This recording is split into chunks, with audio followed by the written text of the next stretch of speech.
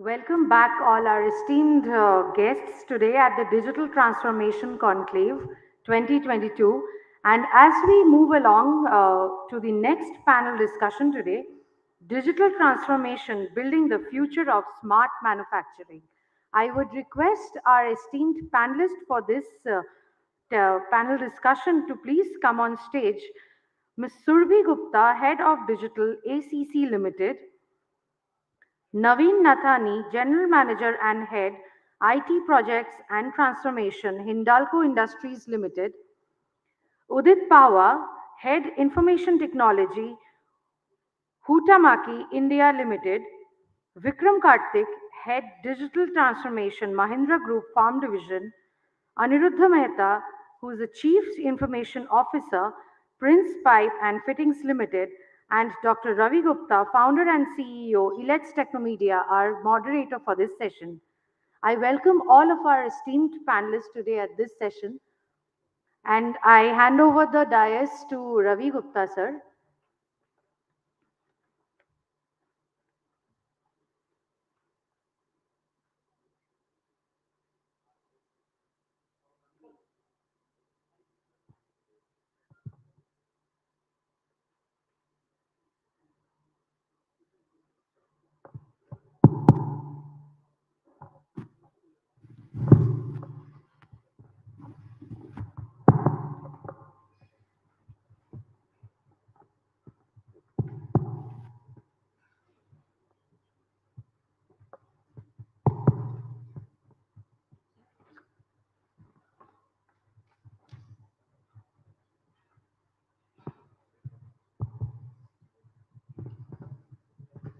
Hello everyone, welcome you back after this sumptuous lunch. And there are people still outside the hall who are still having lunch, but we'll start on time, and I think people will gather on. So we have a very, very interesting session, which is about digital transformation, building the future of smart manufacturing. And there's a big focus of the government on Make in India. The especially after the COVID situation, the focus on manufacturing sector by the government has dramatically increased. Although Make in India was still a important agenda of the government, but in the COVID situation, the concept of Atmanirbhar Bharat came up in a big, big way. And when we talk about competitive manufacturing ecosystem in India, the role of IT becomes very, very important in this scenario. So today the Indian manufacturing sector is not only dealing with the competition internally, but great extent externally. It has to battle with the prices of China. It has to battle with the supply chain management systems of Singapore and Dubai, which are highly efficient, and there is a whole big way of globalization. So in this context, we will start with a discussion about the role of IT in the manufacturing sector, and especially the smart manufacturing ecosystem. So let me start with, and we have an eminent panel. We have Surbhi Gupta, Head of Digital ACC. Welcome, Surbhi. Thanks for joining. Naveen Nathani, who is the General Manager and Head IT Projects and Transformation from Hindalco. Thank you for joining. Naveen, Udit Pahwa, who's Head of IT of Huhtamaki. I'm sorry if I pronounced it wrong. We have Vikram Karthik, Head of Digital Transformation, Mahindra Group, Farm Division. Welcome, Vikram. And Anirudh, who is the CIO of Prince Pipe and Fittings. Welcome. Thank you. So we can see that we have a diverse range of sectors here who are being represented from diverse industries, diverse geographies. So let me start with asking some of the questions which are highly important. Let me start with asking Surbhi that uh, as a head of digital of ACC Limited, what is the most important challenge you foresee in digital adoption in a large organization?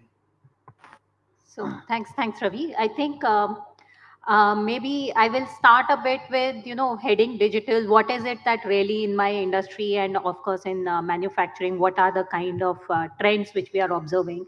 And then I'll come to the challenges with coming to those trends. Yeah. So if you look at it today with smart manufacturing, with the digital technologies coming in, some of the key digital technologies which will really give us the kind of value boosts that we need to stay competitive, stay relevant in the market are, in the morning session, somebody was referring to it, artificial intelligence. Yeah. So technologies like artificial intelligence, AR and VR, edge or fog computing, cloud computing, talk about IoT. So again, not buzzword. These are some of the technologies which will pave the way for future. Yeah. And with regards to setting up this in our sector, in our industry, what is really required is there is a speed and agility which is also required. And for that speed and agility and to drive these digital technologies, the current challenges which I think are most prominent and something which we have to look is all of these digital technologies leverage a lot of data. Yeah.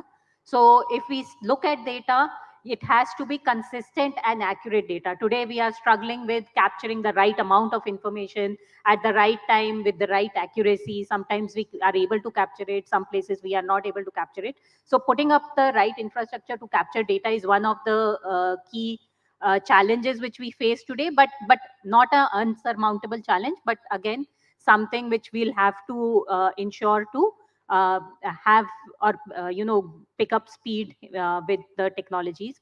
The other is the right leadership view. So overall, these days, if you look at digital technologies from a leadership perspective, we have different kinds of leadership. Yeah. We have leaderships where people are very cautious. They are just seeing how the market or the other industries are behaving and whether something will be really adding value. We have cautious players like that. We have somebody who's experimented to certain level, but they have not realized the kind of business value, because again, this is something which will take time. It is a journey. So or there are people who really believe in digital technologies and they are ready to just scale up and put the money where their mouth is.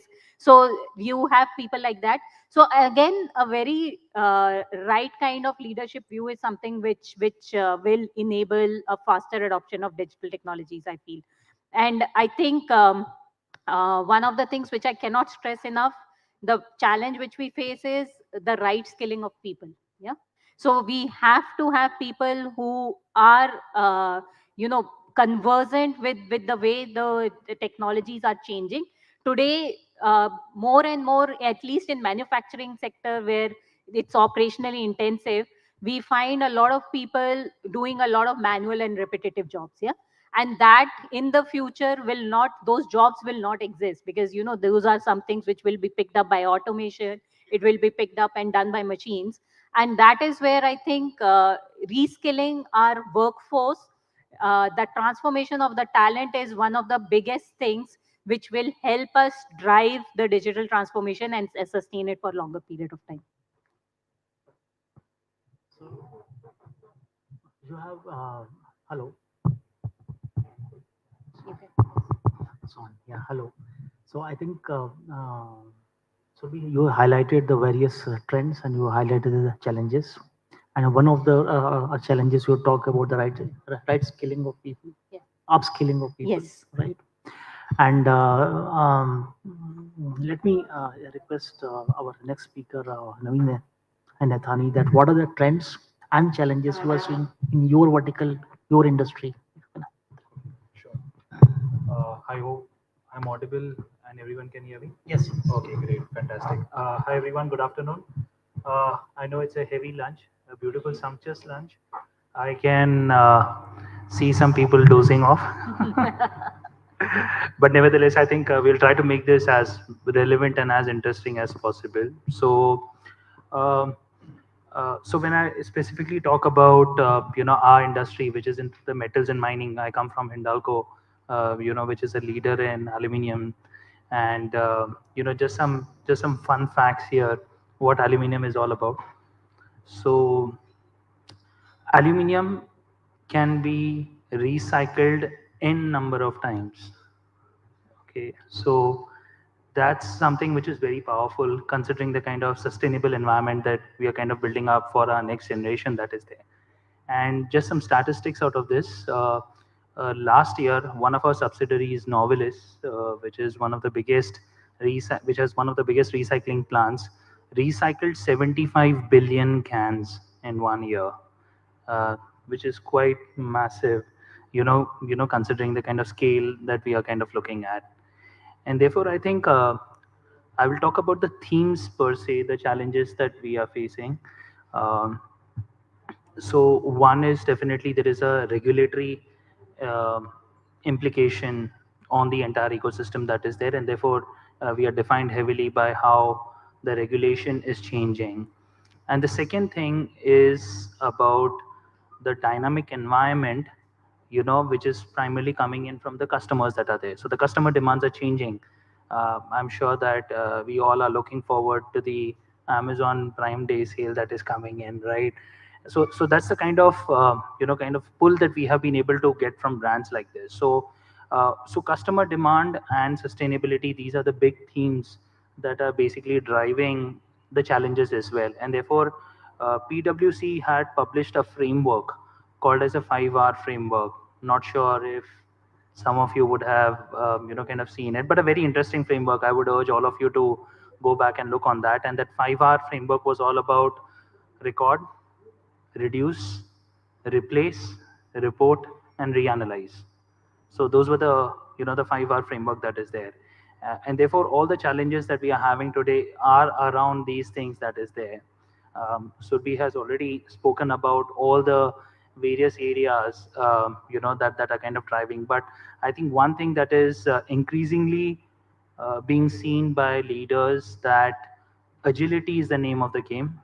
If you're not agile, you will lose the game.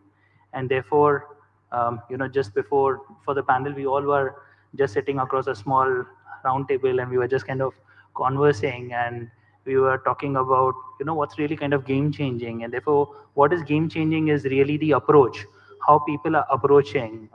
All of us are using almost similar set of technologies, whether they are the ERP systems or the CRM systems, or anything which touches our customers, e-commerce, and everything. But what is important is really how do you approach and design those systems based on the customer centricity theme. So I think customer centricity is driving, and it's one of the biggest challenges. I don't think any organization has been really able to say that, okay, we understand all the customer requirements and we have a flawless product here or a service here. So I think we are continuously looking at how do we fulfill customer needs, how do we become omni-channel, how can we access data from anywhere. Like for example, when I was traveling in the morning and the session started, I was able to directly view it on YouTube. That's fantastic, right? So I think that's what we as a customers are kind of demanding, and that is radically changing, with a lot of focus on sustainability. So some challenges on that. Great inputs on the sustainability. I love that. And you talked about aluminum being recycled and number of times. So let me tell you an interesting story that I grew up in Varanasi, and one of my close relatives used to have a huge aluminum recycle factory, and I used to be like visiting there almost a week, and looking at this size of the aluminum industry, I used to have a small window of it, and when I saw this Hindalco, I could straight away relate to it, to my childhood. And when everyone is like right now talking about the recycling, I think aluminum industry stands out there. That yes, it is that industry which is like sustainable. Now you have to like look at other aspects of the sustainable development, which is the conservation of energy, reduction your reducing your emissions, and various other sectors where IT will get in, of course. Great. So let me request our next speaker, Udit Pawa, who is the head of IT for Hukamaki, India. limited. So Udit, if you can talk about trends and challenges in your industry, that would be nice. Right. Thank you. So a little bit of Huhtamaki as an introduction. Uh, we are headquartered in Finland. This is a company based in Finland, not Japan. And, yeah, and I get that from everybody. You are Japanese. So we are not Japanese. So we're headquartered in Finland. Uh, we are in the business of packaging. So right from morning when you get up and use a toothpaste to consuming food, medicines, beverages, and everything else, you'll probably be using one of our product. We are 99 point something B2B, very little B2C, and we are 100% make to order, no make to stock. So that's the scenario we operate in. The major customers for us are all the top FMCG organizations and top pharma companies. So naturally, if we make a product which is 5-star, I can't give it to Nestle. It has to go to Cadbury's. So you spoke about emerging trends. The biggest challenge for us from emerging trends is changing consumer preferences, and this is something we all saw in the pandemic. All of a sudden, 3 months into the pandemic, everybody wanted to consume all sorts of dry fruits. Everybody wanted to consume all exotic oatmeal biscuits, so that there was a push on health foods, right? Which is not a high volume product area for the FMCGs, but suddenly there's a huge demand. So you have to start shifting all your production plans and align your supply chain plans just to meet to that demand. And that demand grew and it is still growing. Everybody wants to eat healthy, right? Pizza bhi khana hai to healthy khana hai. Aate ka pizza khayenge. So that's how it is, right? So the changing consumer preferences and the time to react. Naveen mentioned agility, right? Agility is the key. So you have to be agile to react to what is expected from you from your customer. For us, we don't touch the customer directly. Uh, so my customer is the big FMCG that we work with, and they have their own set of technologies where they gather intelligence from social media, Facebook likes, Instagram, whatnot, right? And then that translates into actionables for us. So that's one area of challenge. Emerging trends. Everybody today, when we talk about digitization in manufacturing, 4.0, right? That's digitization in manufacturing equal to industry 4.0 smart factory. But that's not just digitization in manufacturing. See, traditionally, I think he mentioned and you also mentioned that it's a change of mindset. So that's the challenge we face. Traditionally, people are in the Indian manufacturing. When I say Indian manufacturing, it's not Indian companies, it's the country of India. The people who are involved in manufacturing traditionally have a very fixed approach. वो ऐसे ही यहाँ से ऐसे glass उठाएंगे, यहाँ पे ऐसे रखेंगे. That's it. It's a very fixed approach and way of working. Now, if you tell them that, you no longer do this, there will be a robotic arm which will come, which will pick up this, keep it there. You will have to do something else. So that acceptance कि मैं तो 50 साल से ये कर रहा था, अभी तो कोई robotic arm आएगा और मेरा काम करेगा, तो मैं क्या करूँगा? So that fear factor. We talk about automation, AI, AR, VR, ML, whatever will be the case. But addressing that change in the human psychology and that acceptance that digitization is for your betterment and your company will grow, you will grow. That is one of the biggest challenges which the manufacturing sector faces today. And that is a human and psychological angle which needs to be addressed. I'm not saying it is not addressable. It is addressable. My friend here spoke about what approach to take. He spoke about the approach to the customer solution. There is also an approach to take to the human factor when you are talking about digitization. And manufacturing today, to a large extent, one of the biggest challenge is tackling the human factor internally to the organization. You can tackle externally on a faster pace. All of us in the IT fraternity will agree, right? You go to the board and tell them we will do 1, 2, 3, 4, 5. No, You call some industry expert and ask him to, you give him the PPT and say, board ko present kar do. Ah, very good. Accepted. That's the same, right? Externally is easy to change. Internally is tough to change. So these are the two things that I wanted to bring to light. The human angle, the approach, managing change and digitization. These are the two things. Thanks for pointing about this human angle and the change management angle. And I remember this my childhood days when the computerization Rajiv Gandhi was trying to implement, and it started with the railways. And there were huge strikes by the railway staff कि हम computers नहीं आने देंगे. He said कि the बैंकों में computer लगवान, the banks went on strike. कि we will get eliminated. And after like 25 years of like seeing this, we are still seeing this after 25 years in the manufacturing sector and several other sectors, not only manufacturing actually. So it means that technology, although it improves efficiency, but it also improves the fear factor. And you also highlighted this maintaining internal change is harder than managing the external change. और दूसरा है कि अपने बच्चे को कुछ समझाना है, आप समझाओगे वो समझेगा नहीं, तो पड़ोस के अंकल को बुलाना पड़ता है. So great inputs on the human angle of it, which is very, very critical. Unless you handle that, you cannot implement anything. So moving over to Vikram, the Karthik, who is heading the digital transformation Mahindra Group farm division.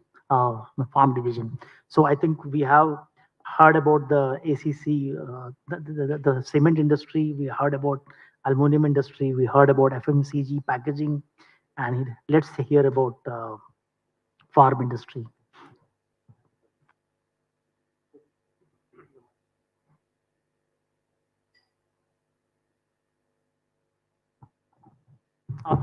Thanks.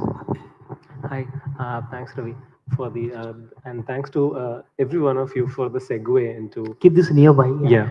Thanks for everyone for the segue into to keeping me in really a very comfortable place where I can start.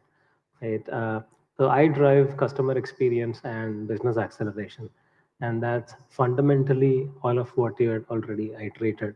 Right. So customer experience comes from with its point of change management, internal and external customer experience. When he was talking about change management, about I'm the best person to do something, and then there's an equivalent digital twin, so to speak, that does that. And the intent is to communicate that it makes lives better and that it gives time back to do something more valuable. Right? And in terms of business acceleration as to factories and outside of factories, where a lot of data becomes a customer touch point, regardless of whether it was a touch point before.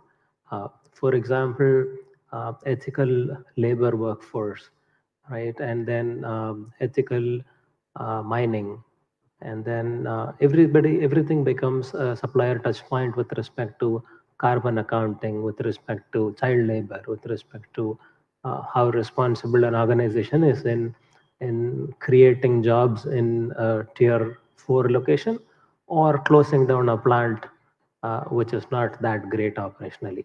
Right? Everything becomes a customer touch point and gets reviewed publicly. So what can digital do for all of this, right? One, with respect to customer experience, is to understand the persona, which is simply put, if there's money on the table, there are no questions asked. Right? When you were talking about banks and financial institutions reacting, right? So there was no question when fintech was democratized. Nobody raised a question about GPay overtaking the number of banking transactions or the bank offline transactions. Because customers were okay with it and they did not care about whether banks were okay with it. So it's more of winning customer confidence and solving problems on the ground than building a product that is very selfish for the organization in itself. Right? I sell A, B, C, D, E. This is my competency. Pick one. So that is slowly moving towards let's solve real problems and then it need not directly connect to our competency for the moment. And this is where the digital play comes in to address what are real customer problems, to experiment on those problems at smaller scale, and then to build that competency through one, the process, which Udit called out, right? So moving the glass from A to B, right? Is that the only way of doing it? The biggest problem now is knowledge management, where the glass moves from here to here, but the knowledge of how to move it is not written down. There are people who've been doing it, but you'll have to reinvent the wheel around it. No comments on service center tickets, right? Vernacular conversations that happen on different people's phones. Very difficult to get this data to do an NLP on and re-engineer what is the best way of doing it. So you have the tech stack. If you go tech stack first, then people will betray you, process will betray you. So better you go process first, then identify the product, and then get people to fold into what matches one and two, right? And then the whole journey of make it attractive, make it something monetizable for everybody in the pipeline. Then it'll work. I mean, that starts with your own leadership to the last line of user that you have, right? So this this is the overall learning for on customer experience for me with the farming division. Although we can talk about the multiple apps that we're building and the multiple customer experience platforms we're building, uh, net the challenge is that anybody could have built it like without me, but the ability to increase the meaningful value for customers from those products, that is where the real challenge is. So,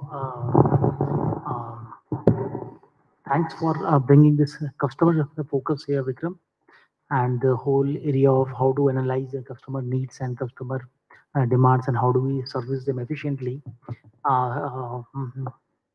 The process-based systems is the highlight of your presentation, which you just gave. Thank you for that. We request our next speaker, Anirudh Mehta, who is the CIO of Prince Pipe and Fittings Limited, to talk about trends and challenges in your industry. Thanks, Ravi, for this. And I think speaking last is too many points to gather. Everybody's already spoken a lot of things. One thing, I have three things, in fact. For here. One thing is we were at one level before COVID struck. And a lot of industries, specifically in the manufacturing sector, got onto kind of a stopgap arrangement for technology. Whatever is available, deliver, implement, start. Which sent a message to the management or the drivers or the business owners that technology is very easy.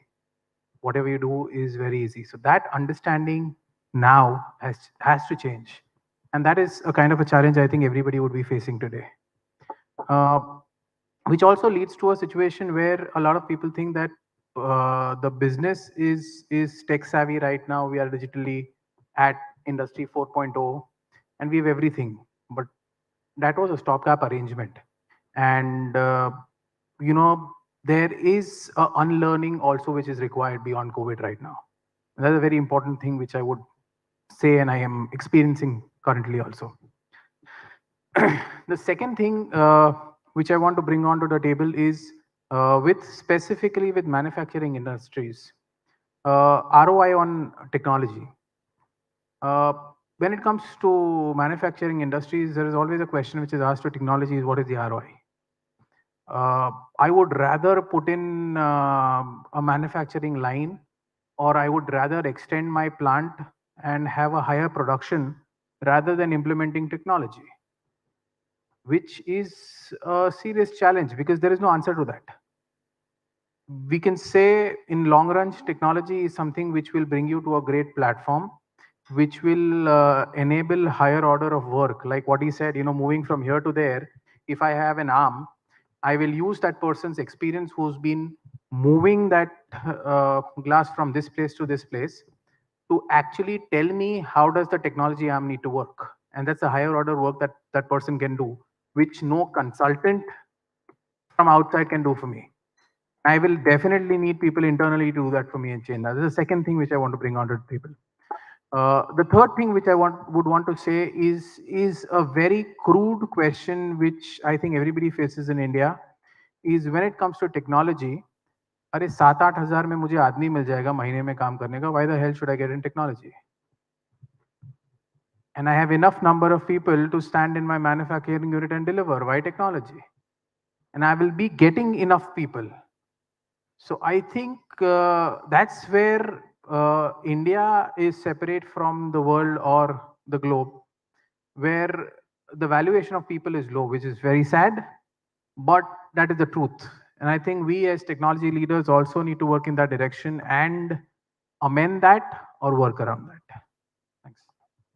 So you have highlighted another angle to it, the dimension to it, and which is critical, and especially in a setup of a manufacturing where people are a bit more cheaper than the technology itself.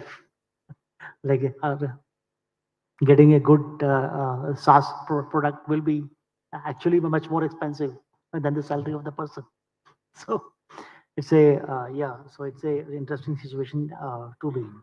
So we have discussed in this round about the what is the status of the affairs, what is the current status and the trends. Let us talk about how are we seeing the future. There's a lot of discussion, like someone mentioned, about terms floating around like metaverse, AI, ML, and blockchain, and other things like that.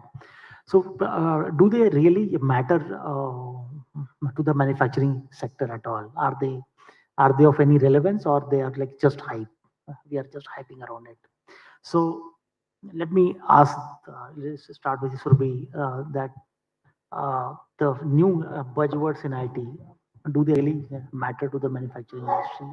Or should we get into those hypes, or should we get into like doing some real stuff? Like बहुत लोग कहते हैं सब बकवास से पहले काम की बात करो यार, और धंधे की बात करो कि इससे क्या मिलेगा. So Survi, your views. I think first and foremost, pardon me, but I don't think these are buzzwords. Yeah, so they are very relevant to the industry today.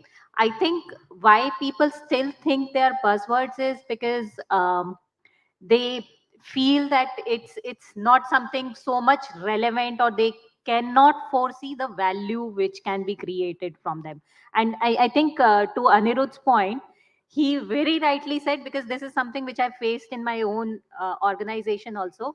If I try to put an automation initiative, they will first look at the ROI and say, no, putting a man there, putting somebody there is, much more cheaper.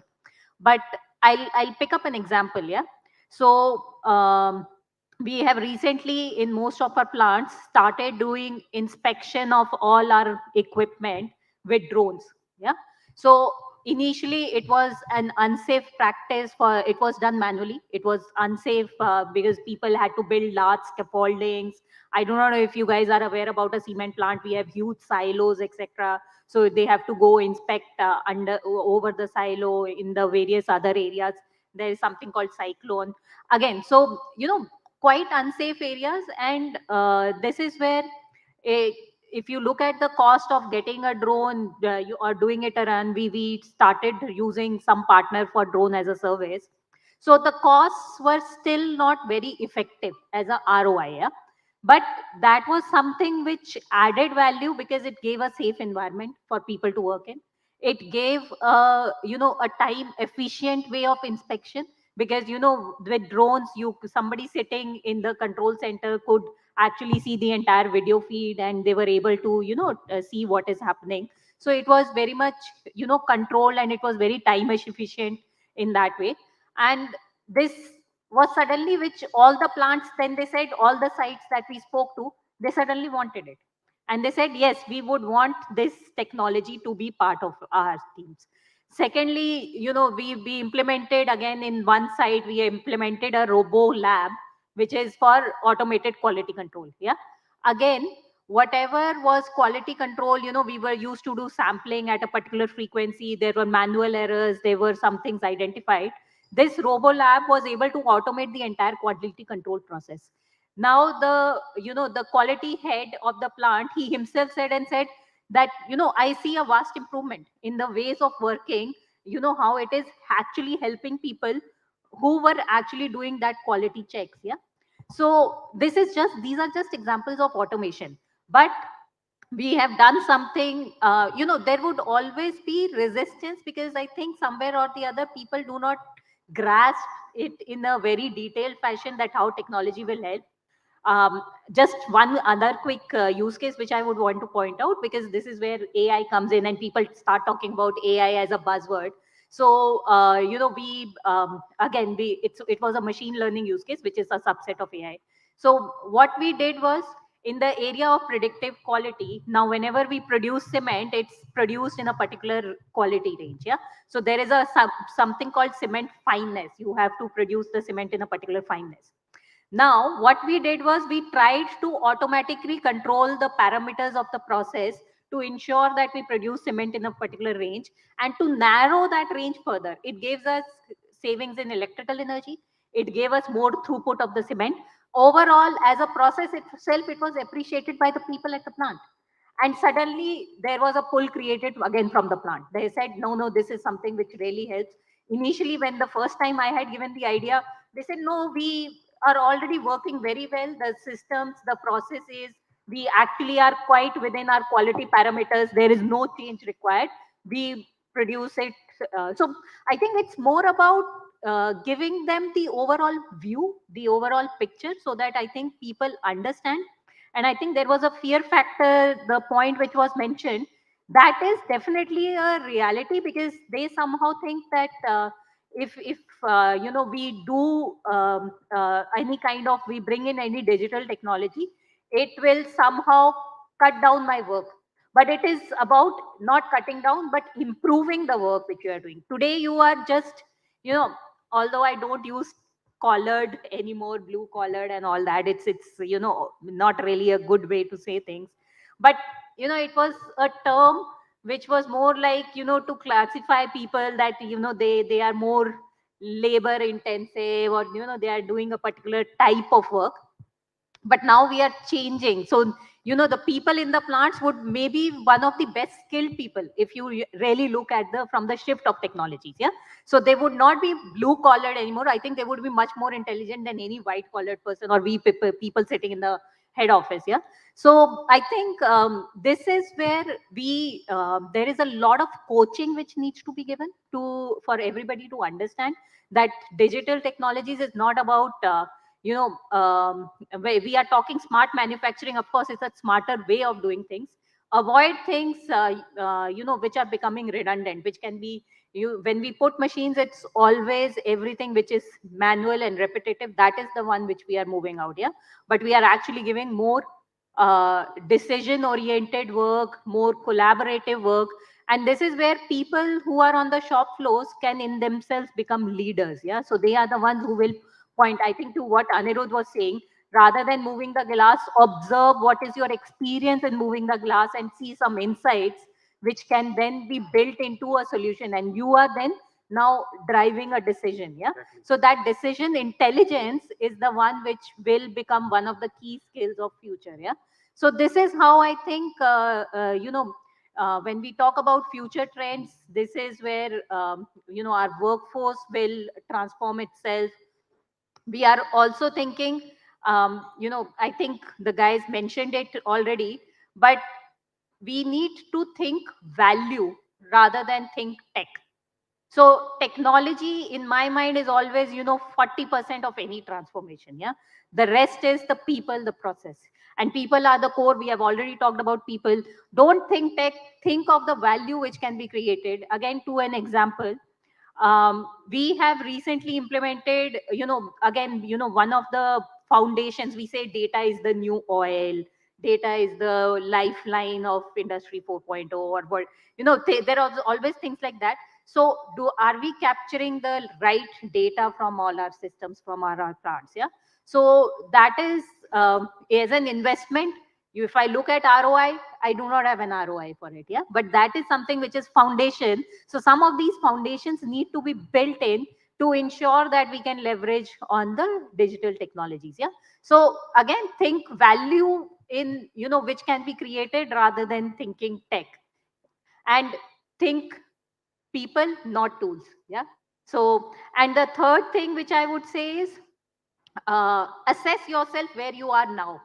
I think one of the other things is people get caught in the, as somebody said, some external consultant will show a roadmap.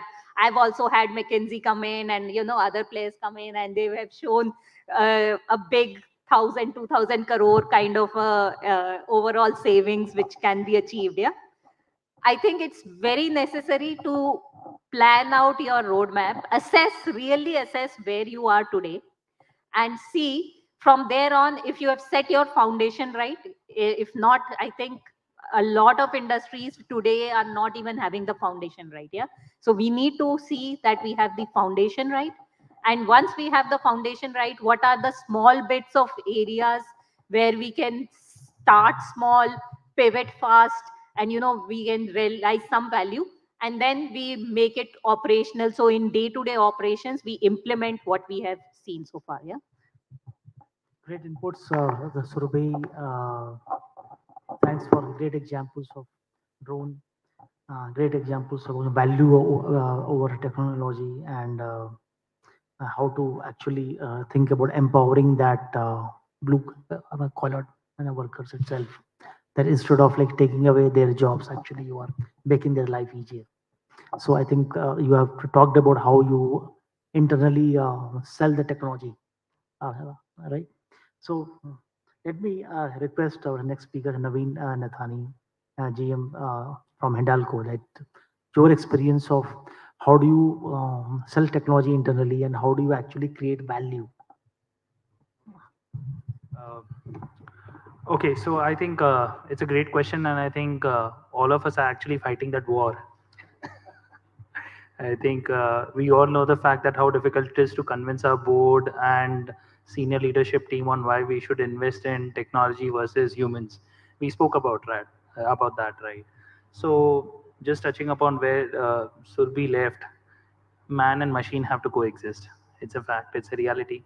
We are seeing the sci-fi movies also kind of talking about that, where both have to kind of be in tandem. But I think what is more important is how are you approaching things, and your approach has to be clearly, fundamentally there from a customer lens, and therefore that means how do you really ensure that the technology proposition that you are putting on the table is connected to customers. So we are taking a little different approach. I would not say a little different approach, but we're getting into the mainstream thing of designing how people should design for future. Okay, and therefore this means that having a hat of design thinking. Okay, now I'm not sure how many of you would be aware about design thinking, but design thinking is not a tool, it's an approach. Okay, it's a method on how do you design for customer. Okay, and these elements are quite important, when you are kind of selling your technology platforms across the table to your senior leadership team. So the way we kind of built it, and I'm a design thinking champion within the organization, leading this effort on helping people think from the customer lens. So I'll give you a use case with one of the businesses. So as an organization, we are primarily core into metals and mining business. But we are slowly over a period of time, over the last 10, 12 years, we have been significantly investing in our downstream businesses as well. So today, if you look at fresh wrap, which is the aluminum foil that most of us use, or there are others like we use the aluminum for medical equipments, foils. Recently, we also tied up in the aerospace segment as well, and you would see it in the news on how we are kind of doing that. So we are leveraging a lot of that, and therefore one of the classic use cases that comes across the table is a business called as Eternia. It's a pretty relatively new business set up about 3-4 years back. So this is coming directly from our upstream core aluminium, which gets converted into what you call as rolled products, and from rolled products you then design what is it that you want as an output. So this is a Windows business that is there. So all of us have Windows, right? Okay. Now the biggest predicament of kind of launching that business was that how do you make Windows sellable? Okay, what can you do on that? What kind of thought process can you have on that? So we did a design research survey, and spoke to many people at homes to kind of understand that what are the typical challenges that you face, with your Windows that are there. And people said, ये Windows क्या है यार, मतलब यार it's normal है, चलता है, जब भी चाहिए we can kind of get someone and we can do it. But when we went a little bit deeper into connecting with more people and asking them more questions, what we understood was they they didn't know how to select a window. Okay, so what typically happen, you would call an interior designer and he will come, he will say, Arey, this matches your color, and that's it.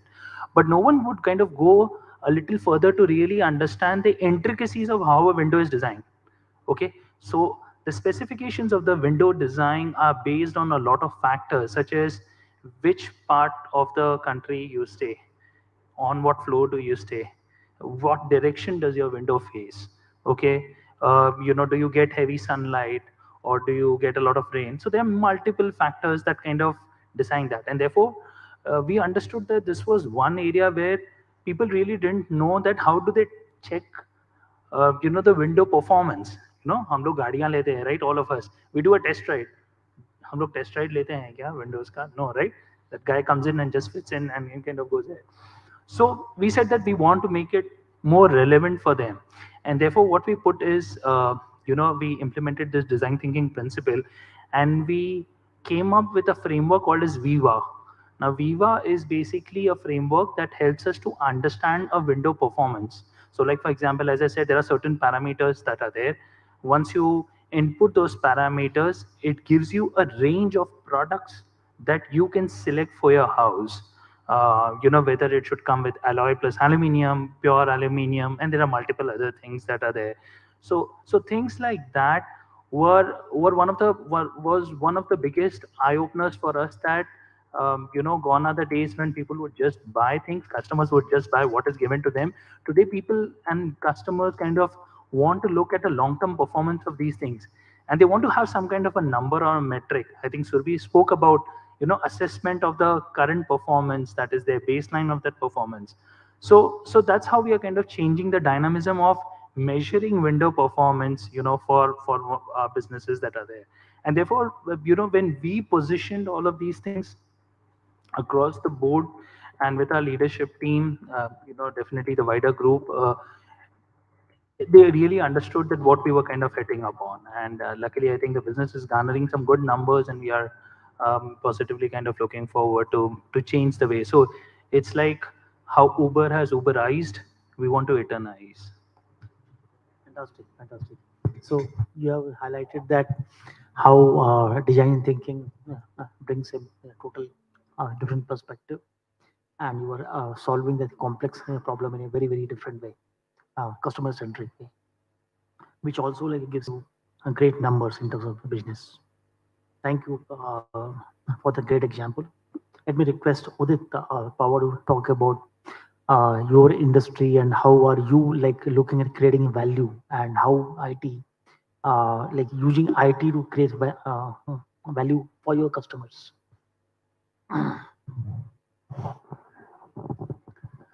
See, creating value for our customers,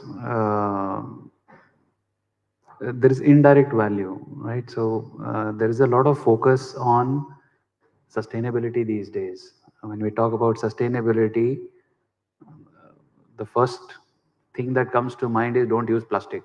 Plastic is bad, don't use plastic. So that's not the case. What we are trying to do is bring the awareness that plastic is good, but you need to have better habits to recycle plastic. Right? I will take a very crude example. Everybody has a dustbin at home. What all do you put inside that dustbin? आपके घर की घड़ी का battery खत्म हो गया, it will go into that dustbin. Your wife will chop vegetables, the onion peels will go into that dustbin. You will open a packet of Lays, that will go into that dustbin. So if somebody wants to recycle anything, he has to first segregate all that and then take out whatever is recyclable, and the rest goes to waste.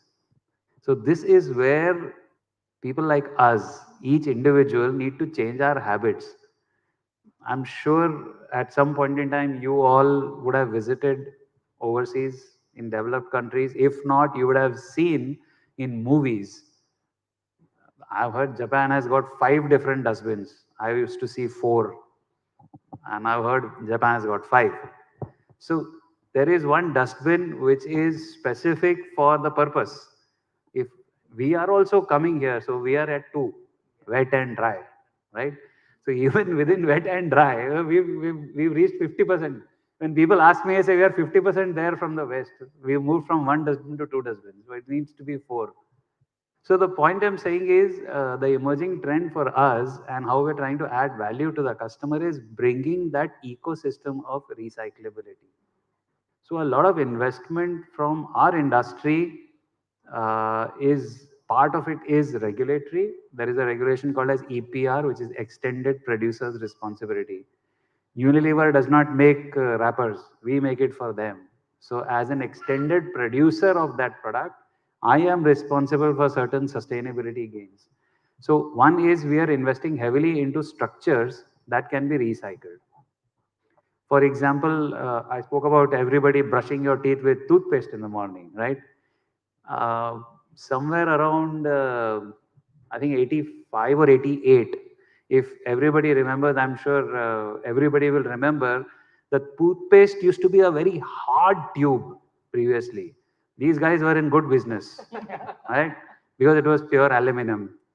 Then came polymer, soft squeeze tube, kya khoob. I mean, how many people remember that, right? That was Pepsodent who bought out that, and they bought a very soft squeeze tube. What did they do? They brought in polymer, they reduced his business of aluminum, right? But then they created a new problem. How do I recycle that aluminum and how do I recycle that polymer? You have fused it together and it will go along with the kitchen ka kachra in the same dustbin. How do I recycle it? So we are reinventing the wheel and we are either removing that aluminum out and giving a 100% recyclable plastic tube, which is now a reality.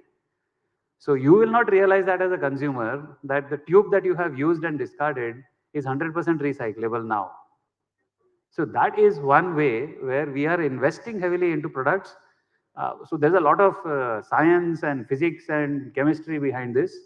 I mean, I don't want to bore everybody with that, but it is something like I am not going to use paper and plastic and metal together. I will either use all plastic or all paper or all metal using the same family of products, which makes recycling easier. The second thing that we're trying to add value back, not directly to the consumer or the customer, but back to the society, is we have started our own recycling plant in Khopoli as a not-for-profit organization, which is self-sustainable. We actually buy, let me not call it garbage, but we actually go out and buy discarded plastic wrappers and we treat them in our facility. When we say treat, they are actually washed in washing machines because they come in from the same dustbin where you are throwing your food and everything else. It is washed, it is shredded, it is recycled, regranulated, and then that is used for making non-virgin plastic items, like maybe another dustbin or maybe a stool or a chair or whatever, or that those non-virgin plastic granules are then sold into the market for reuse. So investing into recyclable products is the direct value addition for our customers, and investing in sustainability solutions, which is recycling, is the consumer connect that we're trying to establish. And this, I'm very proud to say that this recycling initiative was the first pilot was run in India. It has been found successful, and now this will be scaled out to other countries where Huhtamaki operates. Thank you. Fantastic, Udit. Thanks for bringing in the focus on recycling and sustainability, which is very, very critical, especially if someone is living in Delhi. One realizes the impact of climate change. कि जो है तो आपको मालूम चल जाता है कि how important is the things like environment management, sustainable development, which are buzzwords, but किसी को समझ नहीं आता करना क्या है. So good to see that someone is actually working on it and doing things on it. Hats off to you. Hats off to your organization. So let me come back to Vikram. And like I'm asking him that if you can highlight some of the initiatives, especially IT initiatives, which are actually creating value for your stakeholders, customers, employees, or other partners in the ecosystem. Yeah. So Mahindra's tractor division. Yeah, Mahindra's tractor division. While I was talking to you about the selling products across, selling the same products across, right? So the opposite of that was what's happening with Mahindra products, because the product line is super broad. There are about 500 variants of tractors across brands. And so when a customer walks in, or the salesman cannot really pitch for an aero product. Typically, when I move from an automotive industry into a tractor industry, automotive industry does not entertain having more than one model for a particular vehicle class. Too many vehicles in the dealership is distraction. So it was a very different experience, and the noise that comes out of that when you're asking how we've been useful to customers is that to have a right fit of the product to the customer. The market is done at an enterprise scale, at a national scale, but for the customer, it is about what they currently own, what they want to do, and how the farm equipment matches the crops that they would currently grow, their affordability in terms of what will lead to a better ROI or a reasonable ROI, and their ability to rent out those products as well when they don't use it. So this whole pitch of configuring the order is now personalized and hyper localized with respect to the economic potential of different regions. So we've rated 7 lakh villages in India based on the economic potential, and we are catering our dealership experience with respect to vernacular ways of reaching out to customers. We are using current customers as ambassadors or influencers so that the knowledge is transferable across new customers as well. And the company has voices to listen to with respect to improving products or with respect to targeting the right products to the right markets. So being useful, being solving the problem and not selling something is how Mahindra's farm division has been useful to customers. Great. What I loved was this aspect of solving the problem and not selling. Unless you solve it, you can't sell it. So yes, the important highlight, and great to know that you have actually rated each of the village of this country according to their economic potential. I think government also like needs that data. You can like share with them. Because the government is looking at which are the villages to target for development, for micro development, and they are struggling with various types of data. So there is a huge opportunity for collaboration with the government on this. Another over to you about in your industry of pipes and fittings, creating a value using IT. Any specific examples and learnings from that? See, I'll bring it to again 2 points over here. The first one is value in terms of to the customer. The most important thing for pipes or fittings is the availability.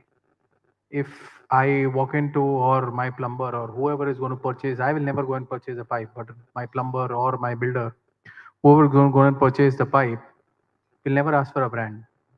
Will always go and say, these are the specifications. Now, if that is available, I will be able to sell. If no, I lose business. So the value is the perfect supply chain and availability in our industry. Uh, Another important thing over here is, I think one example I would like to quote, and I think everybody has been quoting that example, is Asian Paints. Asian Paints is way ahead of its leaders in the industry. And if you go to see, they have mastered the art of supply chain with data. And they purely, there is no pull, it's a pure push model for them in the market. So if as technology that can be done for our industry, that will be a great value addition. The second point in relation to this is, which I would like to make, is when you are transporting pipes, you're typically transporting air. It is not pipes, because the volume of pipe versus the volume of air which you are carrying is really high. And optimizing that supply chain cannot be optimizing the size of the pipe or the structure of the pipe. So that's where, how the ROI on setting up multiple smaller units, or, specifically for construction projects where we supply pipes and fittings, can there be 3D manufacturing which can be brought in, or 3D printing that can be brought in with smaller units which can be set up over there? They deliver, the project is over, you pick up the unit, you shift it to a different place, and there you kill the complete transport which is there, and which makes a huge saving in terms of cost as well as availability. Also in terms of the customization of uh, the product which is being required at that particular site in terms of quantity as well as quality. Fantastic. I think I loved this term that we are not transporting pipes, we are transporting the air. I never imagined like this way. And the whole idea of 3D printing at the site itself or near the site, imaging. So we are almost at the end of this session, and towards the end of it, I'm requesting each of the panelists to transport yourself something like 3-4 years ahead of the game, after like 3-4 years, and we are having this panel discussion again, and we are discussing the current challenges and opportunities. So in 2 lines, like in 1 line, if each of you can talk about your challenges, and in 1 line you talk about your opportunities after the 4 years. So you are sitting here 4 years after this, same hotel, same time, same jagah, and we are discussing this. So Survi, over to you. So I think 4 year time frame is a bit shorter time frame. Oh, you were saying longer, is it? I think the way things stand today, and while in the last 2 years also we have seen a bit of growth, and move at all areas. Yeah, in technology, we have been able to implement some solutions and advancements. In people, we have seen the change, but still, I think it is a long journey. It is not something which will happen quickly. There is a lot of the level, the structuredness which is required to really drive this at pace, at scale, is something which is missing. And I see the next 4 years a lot of effort going in building that structure around. Yeah, so building, be it in people, I was talking before also, how we can reskill people. So there is now focus in the organization to start looking at people, to start building people in that right direction, upskilling them. It, again, it is not something within 4 years we will have to the level extent that we have innovators in all the plants sitting, but yes, we would be able to establish digital ambassadors at our plants, which will then further drive more growth. Yeah, so if I talk about when I come and talk people challenges after 4 years, I would say, now that I have digitally enabled, or we have people or the workforce which is at least transformed to a certain level, the next bar is raised. Yeah, And that is where we want now people to, I think he mentioned a bit about design thinking, and there are concepts of cognitive flexibility, how you can think about multiple things which are happening in the plant, and drive more decision oriented output. So that may be the next future challenge which I see with respect to people. I think processes wise, uh, wherever the processes are today, we are started implementing a lot of automation solutions, RPA solutions. Those are low hanging fruits, where we are looking at how we can automate bits and pieces of processes, make it simple, make it standard, so that again it is something which also helps shift faster. Yeah. So if there is any kind of change which is required, that agility and to drive that change is something which happens faster. So 4 years down the line, it would be to operationalize whatever we have started in smaller pieces. It is to operationalize 100% across. Yeah. And technology, I think technology 4 years down the line, we'll be talking totally new technology. Yeah. So technology, the way that it is growing and changing, today I'm only talking about, we are talking AI. Tomorrow we'll talk about mass customization, which is industry 5.0, which is, we are saying that today we personalize experience of a product for a person. Tomorrow we personalize the product itself. Every person will have a unique product created for them. Yeah. With additive manufacturing, you mentioned 3D printing and all. So this is, I think, 4 years down the line, the things of today, whatever is foundation would be already set. There would be new challenges with respect to further advancements. The only thing is, if we have a different COVID just round the corner, then we will not talk 4 years. Then I think you said 4 years is long enough. We will have something within 2 or within 1 year. Yeah. So that's. Yeah. Thank you, Surabhi. Naveen, Yeah. Okay. So. requesting you to just be brief. Yeah, sure.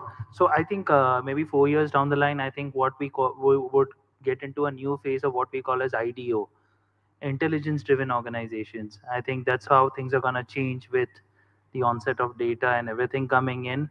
Our supply chains will be much more AI enabled supply chains. Anirudh, that will help you and all of us as well on that part. And just on a lighter note, so we spoke about manufacturing 5.0. We may have 5.0 Pro, 5.0 Pro Max, and so many other things that would be there. So that's all. Thank you. Great, Naveen. Yeah. Over to you. I think the human angle will still continue to be a challenge. Simply put, when we were in school, हाँ school खत्म कर लो फिर मजे ही मजे हैं. When we were in college, college खत्म कर लो मजे ही मजे हैं. नौकरी चालू हो जाएगी मजे ही मजे हैं. So what? हाँ, it's always like that. Then retirement के बाद you'll have your grandkids, you have to take care. So life goes on, right? So what remains? So if I draw a parallel analogy from this, the type and level of the issue is changing, right? And as you grow, as you progress. So today we are struggling for maybe basic skills जो आपको 7-8 हजार में आदमी मिल रहा है शायद 15 हजार में मिलेगा 4 साल बाद, but मिलेगा. So the thing here is the problem may redefine itself, but the core of the problem may remain the same even 4 years later. Yeah. More the things change, more they remain the same. Over to you. Yeah. So I believe that money as an answer to problems will stop, and solutions will start showing.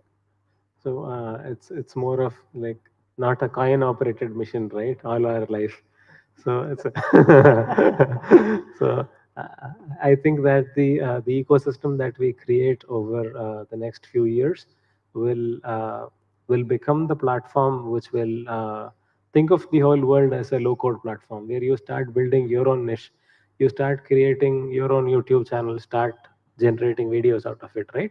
So people will become consumers of products that they create, and it will not be the innovation will become decentralized, and large organizations which are stuck with similar problems of sticking to certain kinds of labor, sticking to certain kinds of commitments with the governments, sticking to certain financial commitments.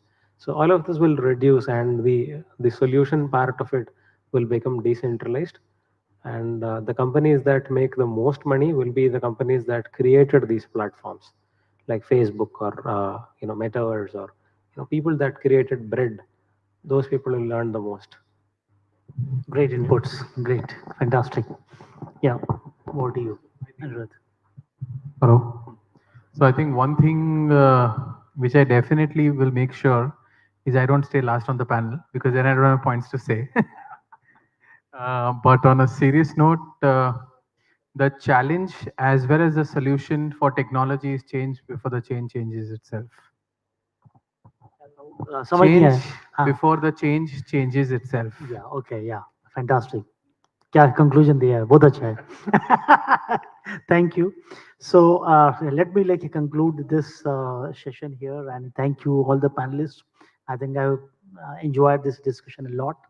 Or if I had to summarize this key, this whole panel. So when I was listening to Vikram, I just emerged a one couplet that हर मंजिल के बाद नजर आई मंजिल एक नई, हर सफर के बाद एक नया सफर करना पड़ा. So I think this also talks about the digital journey of any organization or any individual. So yeah, so with this we'll conclude it here. Thank you each of you. Thank you so much. Thank you so much, all our esteemed panelists. Can we have a big round of applause for this wonderful panel discussion for all our panelists for this session? And as a token of appreciation, we would like to present you Ms. Survi Gupta. She's the head of Digital ACC Limited.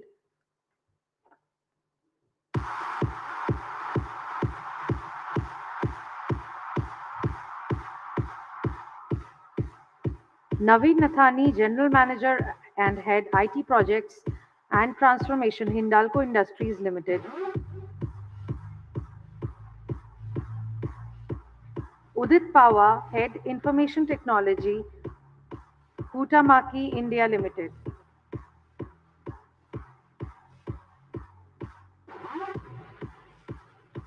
Vikram Karthik, Head Digital Transformation, Mahindra Group Farm Division.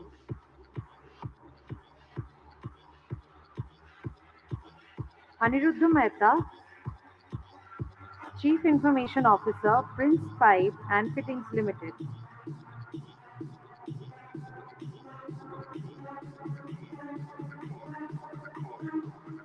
Can we please have a group photograph, please?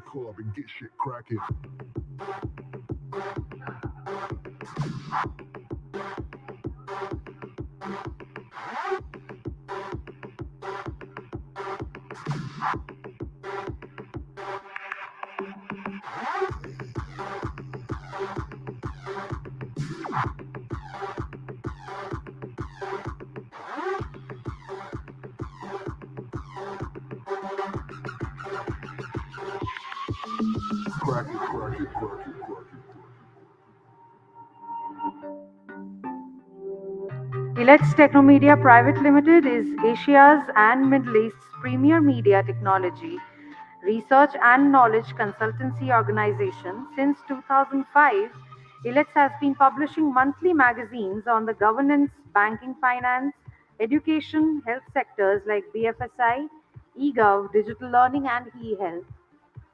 A round of applause, please, all our esteemed guests.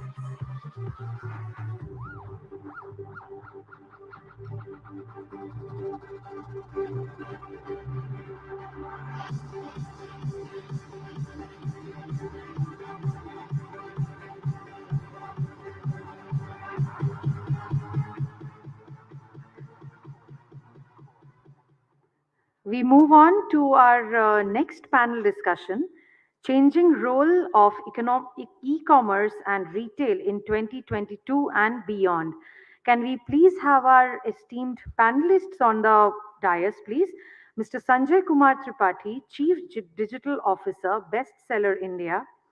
Dr. Anil Chinnabhandar, SVP, Retail Planning and Supply Chain, Landmark Group, Lifestyle International. Ms. Mahwah Chaturvedi, CMO and Online Business Head, Bagot India Private Limited. Mr. Jayant Jain, Vice President Marketing and Customer Services, Head Loyalty and Shopper Insights, Reliance Retail Limited. He's going to be the moderator of the session.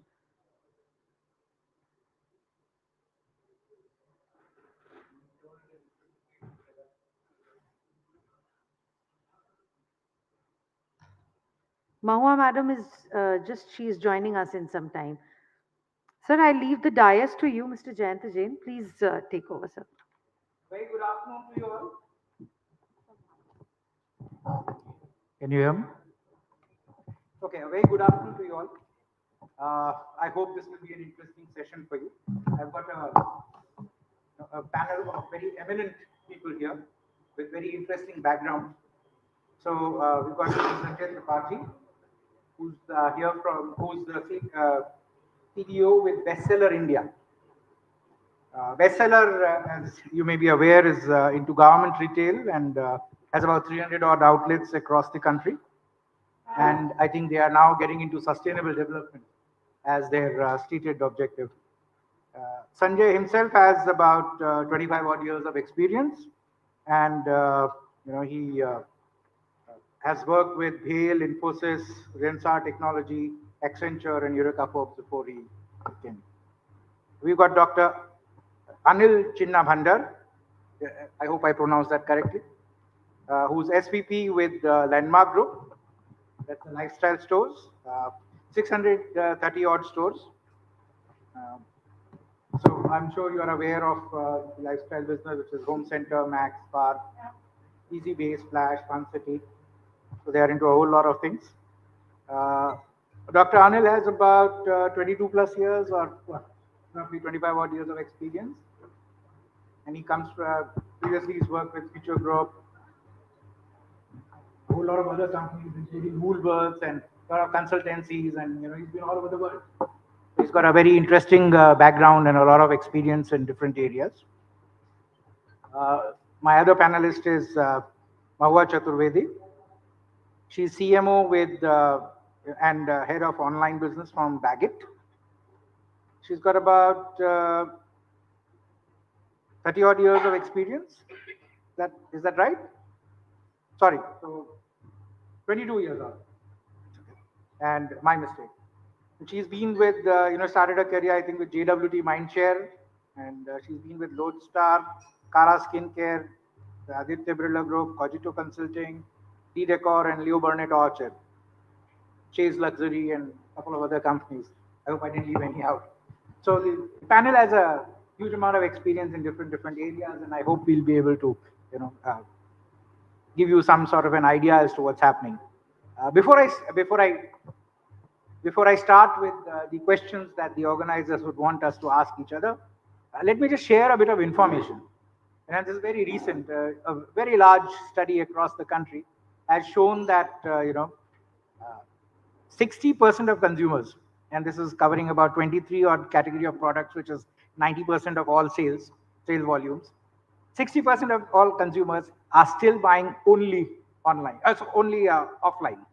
So it is entirely physical retail. 40 odd percent do both physical as well as online. Out of this 40%, 28% have started in the last 2 years.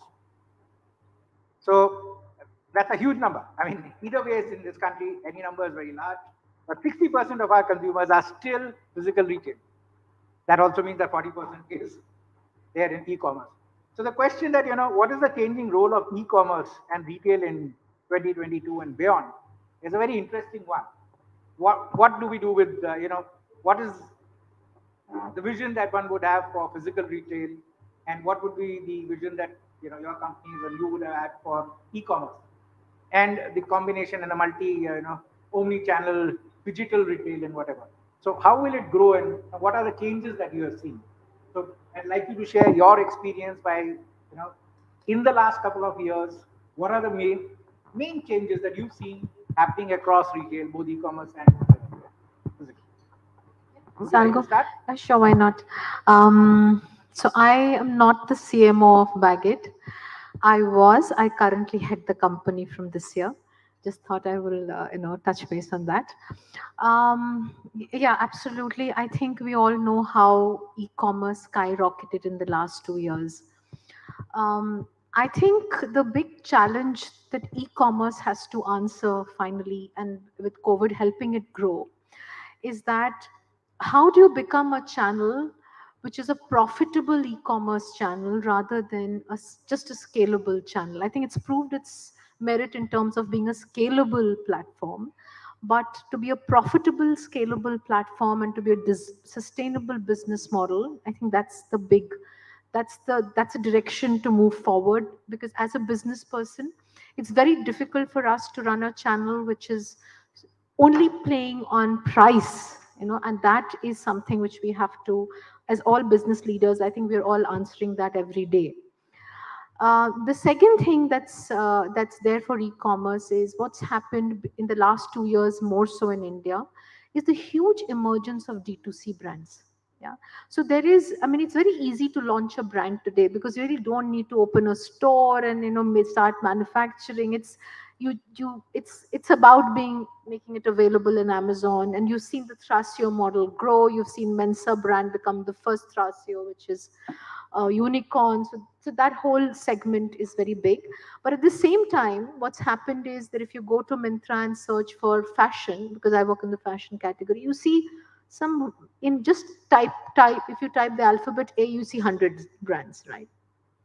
What's equally happening is, because I run the D2C platform, and for all D2C brands, the whole issue of privacy and the issue that you cannot have cookie-led advertising, and that's, so all of us have seen a hit of ROAS, which is falling by about 1.5 times in the last few months. So D2C brands are also becoming difficult to survive. So what really is emerging in this whole thing is that we will have to look at business as a holistic business. We cannot have this differential pricing between online and offline for the same brand. We need to look at it as a holistic business, as one business. We need to have uh, like online needs to become a more profitable channel, offline needs to become a more data centric way of selling. Today the entire martech and the entire data centric way of selling has come to online. I think that integration to offline hasn't happened. Only when that happens you become one business. So that's the second thing. And third thing, of course, we're all imagining the metaverse, we're all imagining all those things to come in and further change the way it sells. So I think this is the three things I look at. Interesting perspective. In fact, I'm very surprised that brand like Baggett and with the kind of products that you have, you are talking about differential pricing. We've seen that in CDIT very extensively, and it's a huge problem there. But I'm surprised that you face a similar kind of a problem. Not just us. I mean, the entire category. There is the entire fashion category, and we work very closely with Myntra, Amazon, and everybody. And these, of course, these businesses has given us huge reach. These businesses have given us, scalability, which otherwise wouldn't have happened. And there are many small towns where first the consumer is seeing your product online and then buying it offline. We open an EBO, or or you get into trade over there.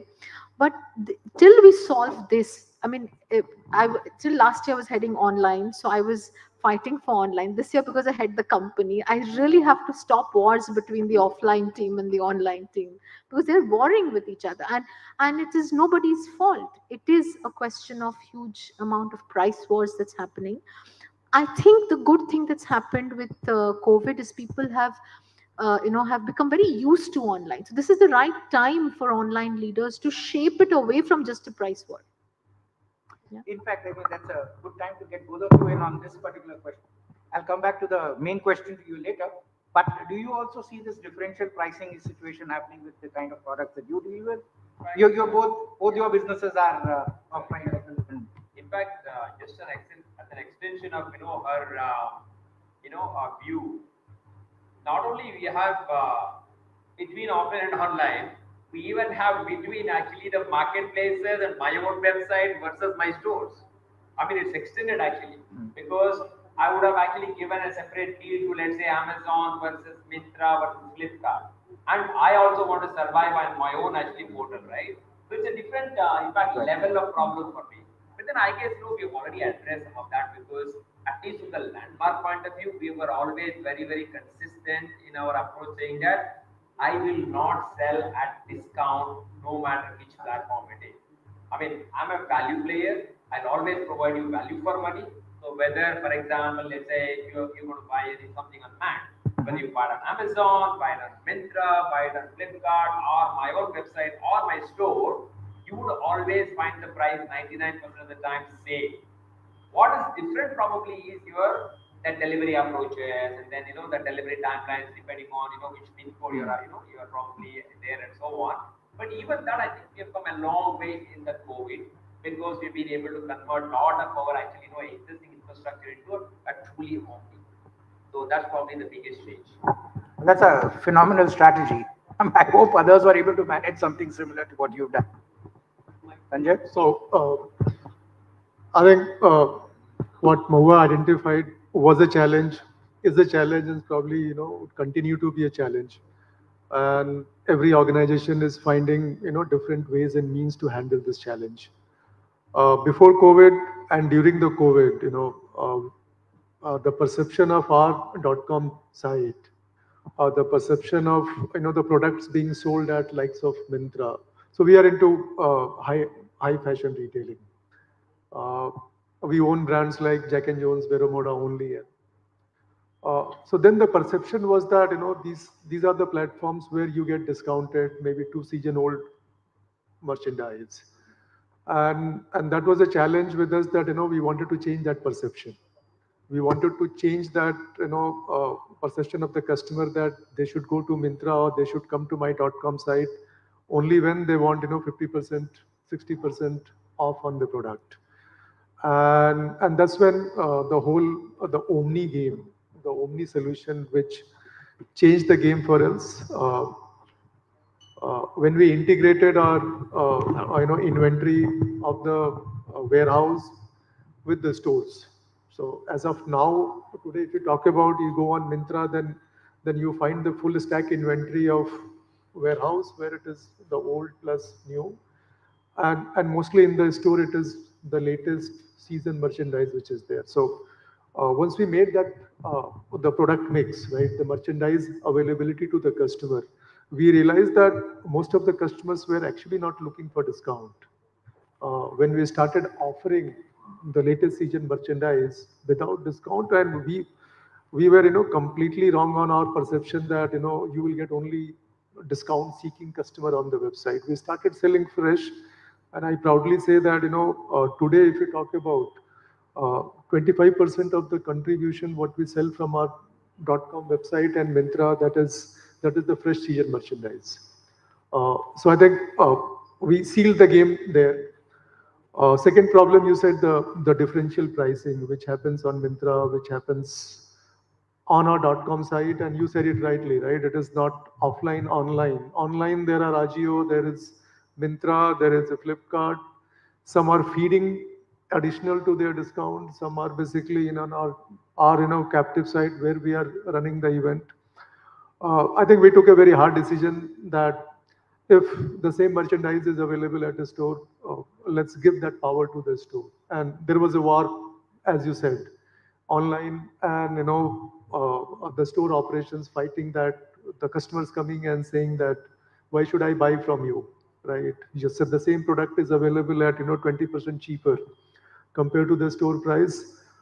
And we said that demand that in the store. Yeah. Look at your own price actually. Yeah, look at your own price.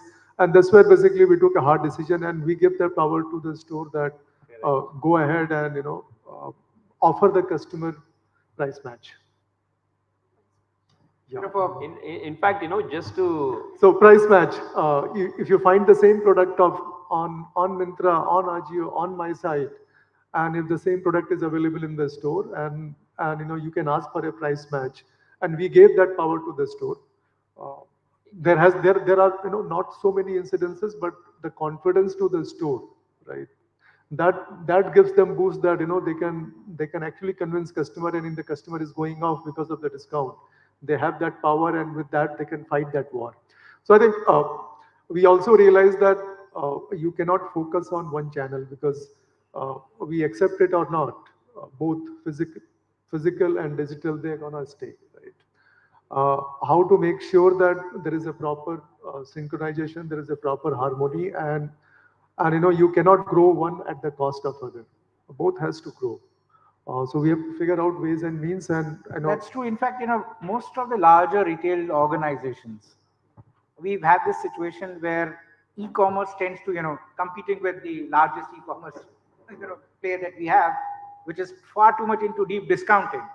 I mean, in trying to meet the challenge of, competing with them, we've been trying to needlessly also get into the same trap of, discounting our products a whole lot more. It's a reality that, store operations will cost you more, and a store from a physical channel, we can't really sell it at the same deep discounted rate. So I think if all retailers get together and decide, the kind of things that you've done, that we will sell it at the same price. The problem then I think, is you can't actually collude. I mean, there's also anti-competition actually rules that is no, it's there. not a collusion. It's a strategic decision being made. That. Very true. For the consumer. Yeah. I mean, so I mean, in my mind, very clearly, the likes of Amazons and Myntras and Flipkart really spoiled the customer right from the day one, right? I mean, there is nowhere in the global market you have a questionless returns impact. Every return costs you money, right? I mean, when you take Australia, England, US, Europe, Singapore, anywhere, right? No questions asked, your returns, free returns is not there. Similarly, try before you buy. The lady buys. I mean, I'm actually, my lady is the customer actually. So it's actually a customer is queen for me, right? Because it's she who has got a smartphone in her hand, and then she is the one who's deciding my fate actually as a fashion retailer. She buys for herself, she buys for the kids, and she also has to, put some sympathy on the husband, and she buys also one or two things for him because she after all uses his credit card, right? So that's how the system is, right? So she buys a small, medium, and large, all three together. If I'm lucky, she will buy one of them. Otherwise, all three will come as return to me, no cost to her. No cost to her, and you virtually can't reuse that for pretty much. I think we've spoiled the customer to quite an extent. I mean, we would like to serve the customer, but somewhere or the other, I think we have to call a halt to So I just want to add, I just want to supplement to what he's saying. I think we've all heard of Zappos, right? And Zappos had a no question asked 365-day return policy. Wow. Yeah. And it's one of the legendary e-commerce platforms in the world. And so it depends upon how you view the business. It's really about that, right? So Zappos was in the business of selling shoes online, and as you know, the shoes you have difficulty in buying online because the size fit. It's so much more easier to buy it offline when you're trying the shoe, right? So what they did was they said, hey, for every pair of shoe, you can order a smaller pair and a larger pair. You order 3 pairs, or when you're ordering one, we'll give you one smaller and one size larger. We deliver all 3, you take one and we take back the other 2. That's how they started. Of course, they've become legendary, they've become very big and all of that. The second thing they did is that they said, they defined, and that's where I'm coming from, they defined the business as that we're not in the business of selling shoes, we're in the business of customer happiness. So their customer service person had the empowerment to do anything for the customer to make the customer happy. They've gone to such an extent that if there is a customer who calls you and wants to talk to you for half an hour on something, you stay on the call. I mean, there's another extreme route. There's another extreme where you say that, okay, every call, and we do that, call data and analysis and ROIs and saying every call, 1 minute over. They said, no, half an hour call is fine. Yeah. So it's really about the perspective from which you define the business. Coming back to one of the things that you said earlier, profitability. I mean, you have to sustain these brands. Where are we going to be able to sustain brands if this is the kind of thing you want? I mean, we would like to delight the customer. We want to deliver quality. We want to deliver products to them, which they can use very well. But there is this question of profitability. And if we don't end up, cutting down on some of the things, some of the practices which are really harmful to the industry? How would you be able to make that, sustainable? This kind of a thing, I mean, from all points of view, is this something which is sustainable? Going ahead, the question here is, going ahead, what do you think is the, other practices that retail, both, physical as well as e-commerce, will be able to carry forward into the future? Can these kind of practices continue, or where are we going to have to relook at and revisit our strategy? See, it's simple, right? I mean, customer service at any cost versus customer service at a cost. If you are able to solve that, puzzle, you're done. As simple as that. My feel today is that we first of all are not even delivering enough customer service. Question of cost and whatever will come in, but look at so many of the categories that we are in. Are we really delivering enough service to the customer? I mean, in this entire race of trying to deep discount and reach customer products to the customer, have we forgotten the fact that we also need to serve that customer once we make the sale? So I think, the journey of commerce, right, e-commerce, we are still at a stage, where it has to plateau down. Look at, some of the numbers, like, if you look at US, the mature markets, the US, Europe, China, the online retail contribution is hovering around, 15 to 20% of the total retail sales. In India, we are still at around 5-6%. So there is still a headroom, right? Big headroom. Yeah, a huge headroom available. And I think when you reach that headroom, the maturity, right? In terms of offering freebies to the customer, in terms of, you said, spoiling the customer, or in terms of delighting customer, right? I think all those basically will reach to a standard, right? Considering returns, right? At least in the fashion, return is a big problem. So we have around 35 to 40% of the return. And you said the forward logistics is free, return logistics is free, but is it going to be free forever? Probably not. We have seen, Zara has started charging, H&M is charging. We are also charging customers. You have to, otherwise you can't sustain. Yeah. So let me also bring in another aspect to this. I have a different point of view. So I think business models will redefine itself, right? So if you put the customer at the center, because all businesses are about that, when you put the customer at the center, my point of view towards this business is, towards this question is, that the idea is not that she cannot return it free. The idea is to reduce the return itself. You start understanding the customer so well and delivering to her so well that you don't need to return. Right. The idea is that. The idea is not to stop the return. If the product is not there. Very right. I mean, we are doing all this in trying to serve the customer, so improve that experience to them. In fact, we are doing that. For example, when she wants to return, right, we are asking, can you please go to the closest store and pick up the alternate size you want? Here, by the way, here is actually probably some voucher for you, so that you are going and helping yourself. It's a terrific idea. Absolutely, yeah. Now, let me bring in technology into this whole discussion. Now, is there a role for technology to improve customer experience and as well as address the issues that we are having today? Is that the solution ahead? As you said, can we use technology in improving customer experience? For sure. And ensuring that we deliver the right things to them, so they don't have to return it. For sure. So sending them one small, one medium, one large is, really speaking, a ridiculous way of solving an issue. Correct. Why don't we have standardization of sizes? Till you know exactly what size fits her. Yeah. So see, I think standardization of sizes. Correct. I mean, that's also an industry problem. It's not even actually a retail problem. It's an industry problem. So I guess what, based on what she was talking about, the business models, that's exactly what we are embracing. My first priority is to my loyal customers. I will always take care of my loyal customer base, and also we profile, because in a large country like India, there is a substantial percentage of people, pin codes, they'll always actually do the unexpected thing. It could be fraud, it could be replacement, it could be any number of things actually. I need to keep an eye for that. That is again through technology. So I'll make sure that there are profiling done so that my loyal customers and true customers are always taken care, even if I have to go and spend a little extra, because I know they'll always come back to me. So that loyalty is there. Some of those consideration will probably drive the tech actually adoption. Okay, I have to ask you, you have a flight to catch. Do you have more few minutes, 4 minutes more, or would you like to run? Another 3-4 minutes, yeah. Great. So, coming back to this question of technology and, where do we see this entire pursuit of customer experience going in the near future? I mean, we've been experimenting and different organizations have done different. What trends do you see going ahead in the near future? Let's say 3, 4, 5 years. What are the trends that you will see? See, Omni will definitely remain, and particularly in the fashion world, the lady wants to touch and feel actually, some part of it at some stage, in fact.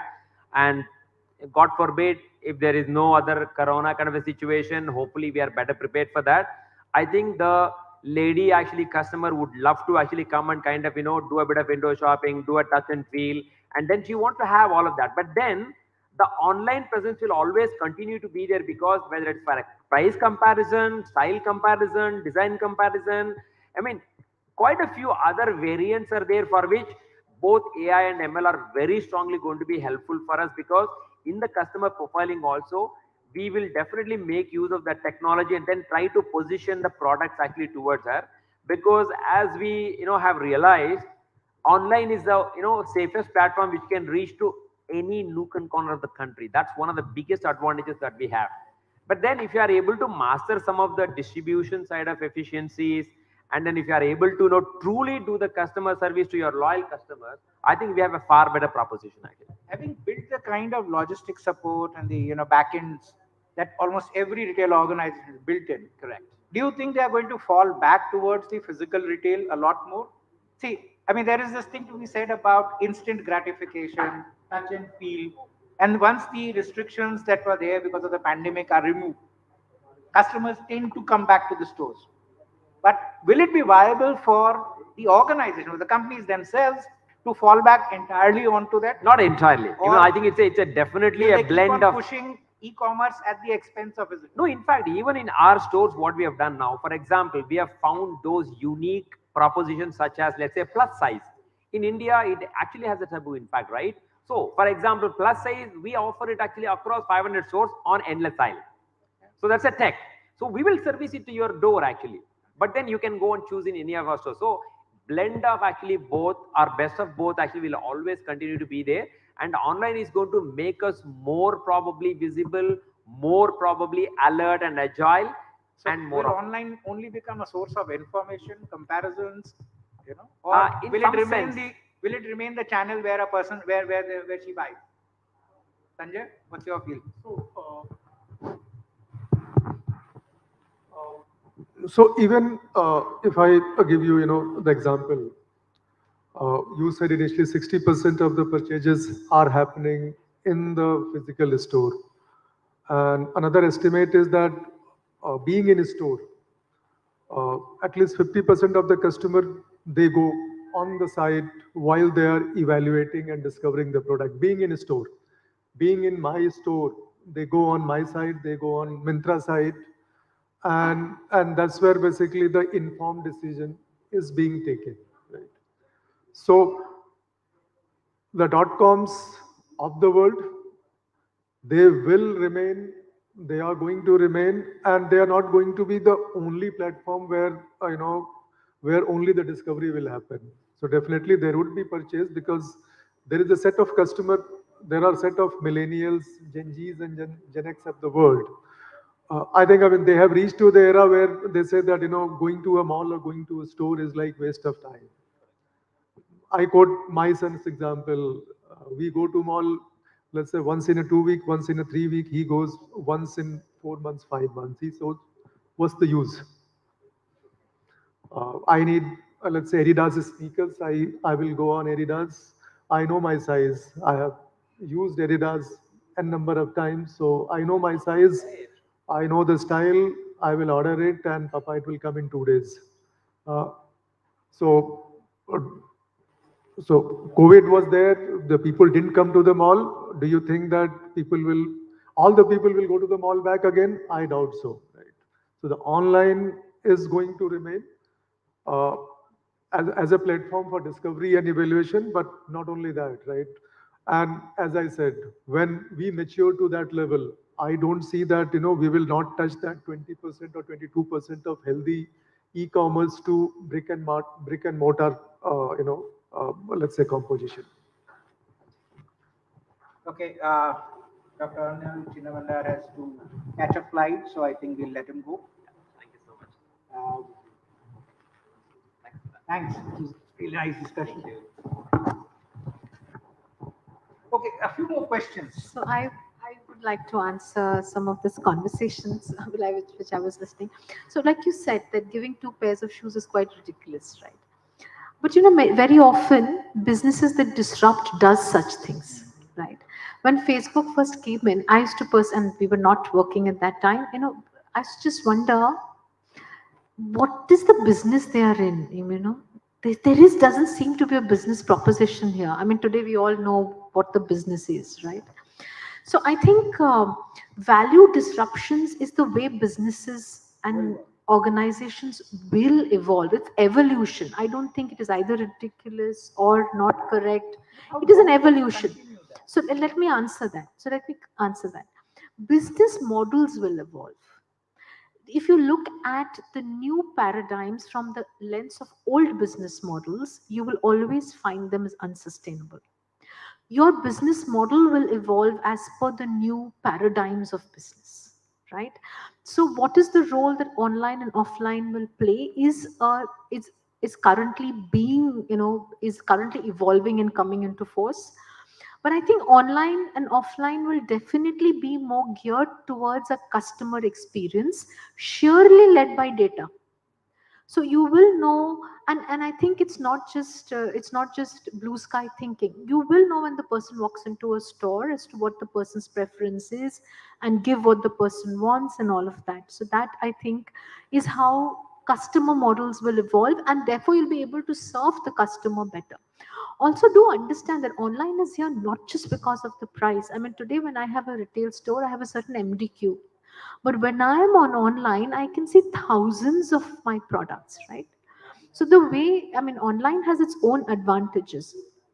The other aspect of this whole thing is that when we talk about customer service and data, what does customer service finally boils down to? It is about the person who is servicing the customer. It is not some fancy purpose written at the back.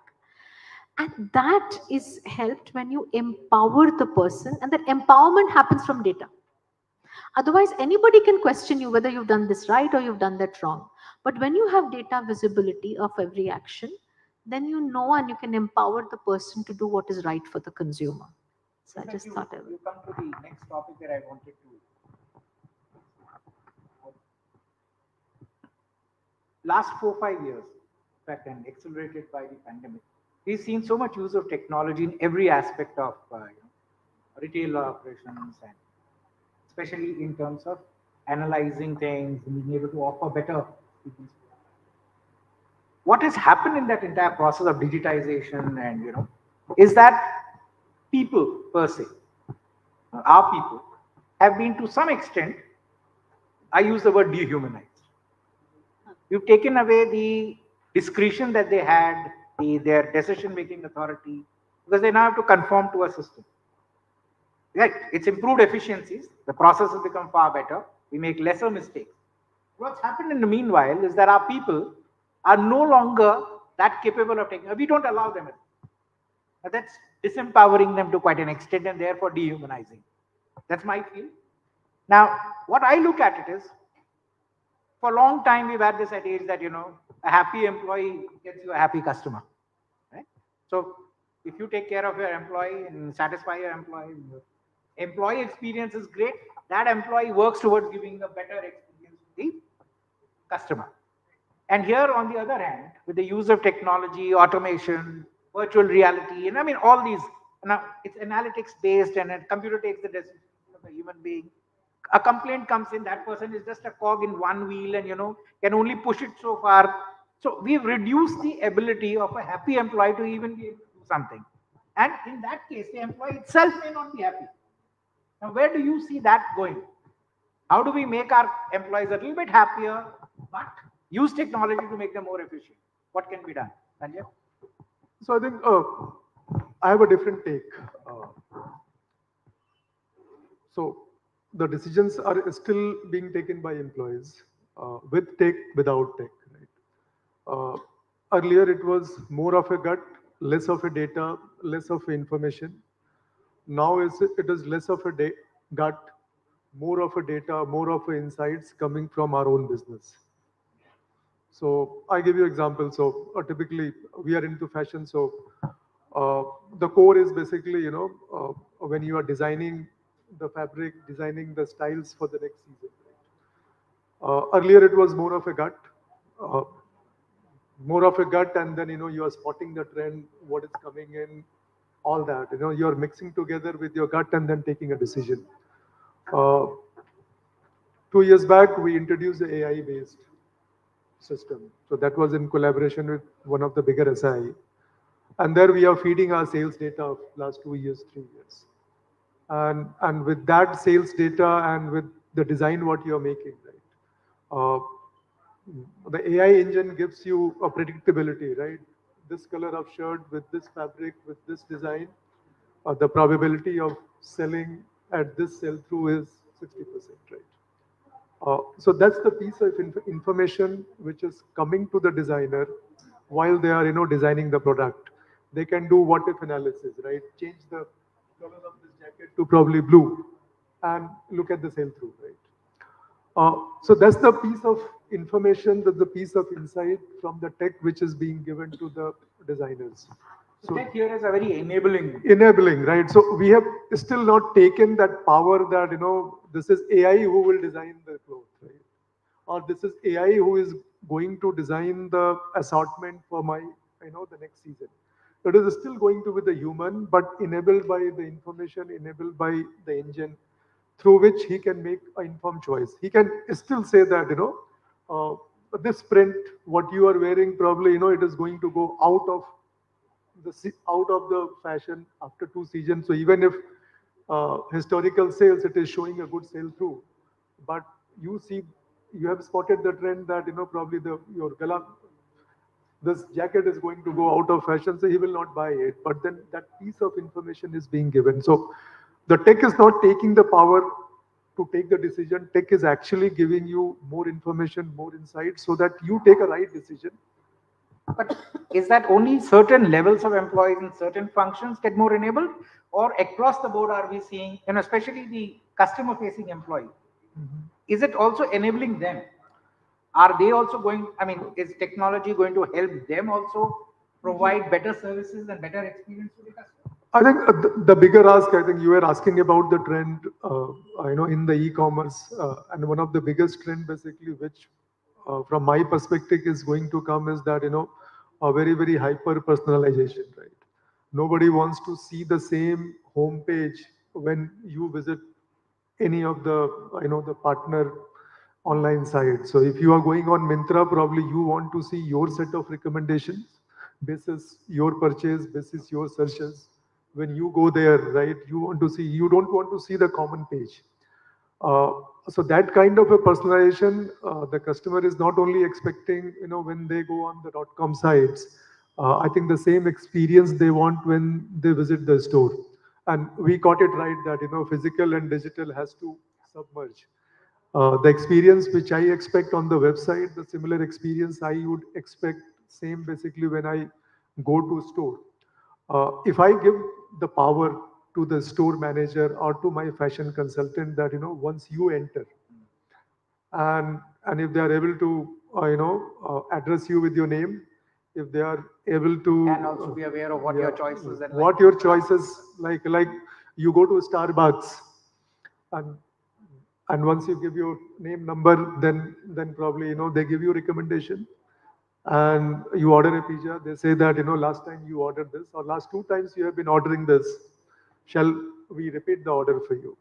Of course, fashion is not the food, but still, if I have been buying, blue jeans, size 30, so if not blue jeans, then he can say that the size 30 is your preferred choice. And then that is how. So the only thing is that tool has to be given to the people on the floor. If that tool is given, they can strike meaningful conversation. They can look at the choices. They can offer you the right assortment, and and that helps, right? That's a winning combination for him, and that is a ask. I mean, if you are not giving him, then the ask is coming that we don't have tool to recognize our customer.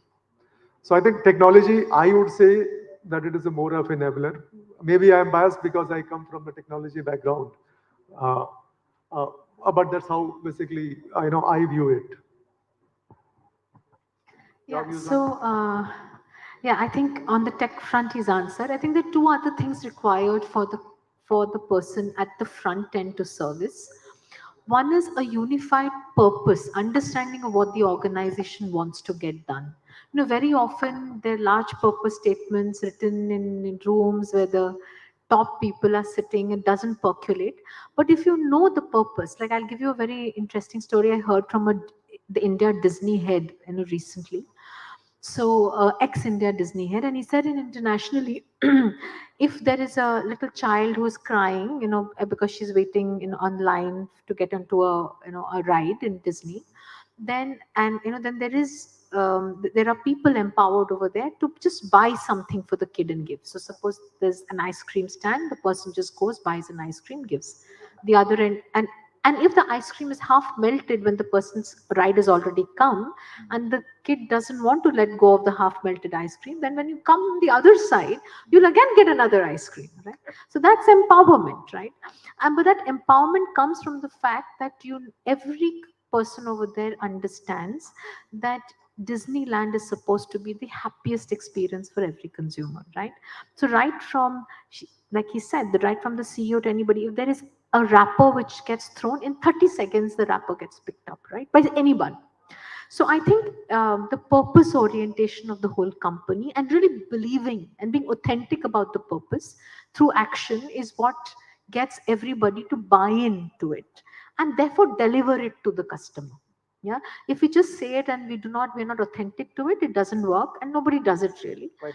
The person who is doing it has to believe in it, see everybody else doing it, and become a part of that journey. The second thing in that is the empowerment and the trust.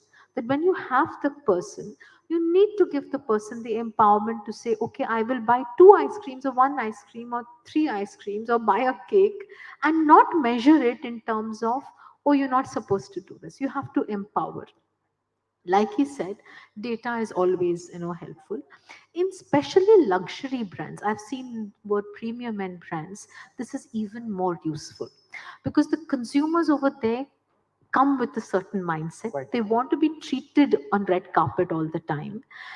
You may take wrong decisions while addressing them, and that is where your data helps you the most to understand what the consumer is, what has he bought, what are his likings, what kind of things. And it's not always the price at all over there. You can't give him a 10% discount and make him feel great.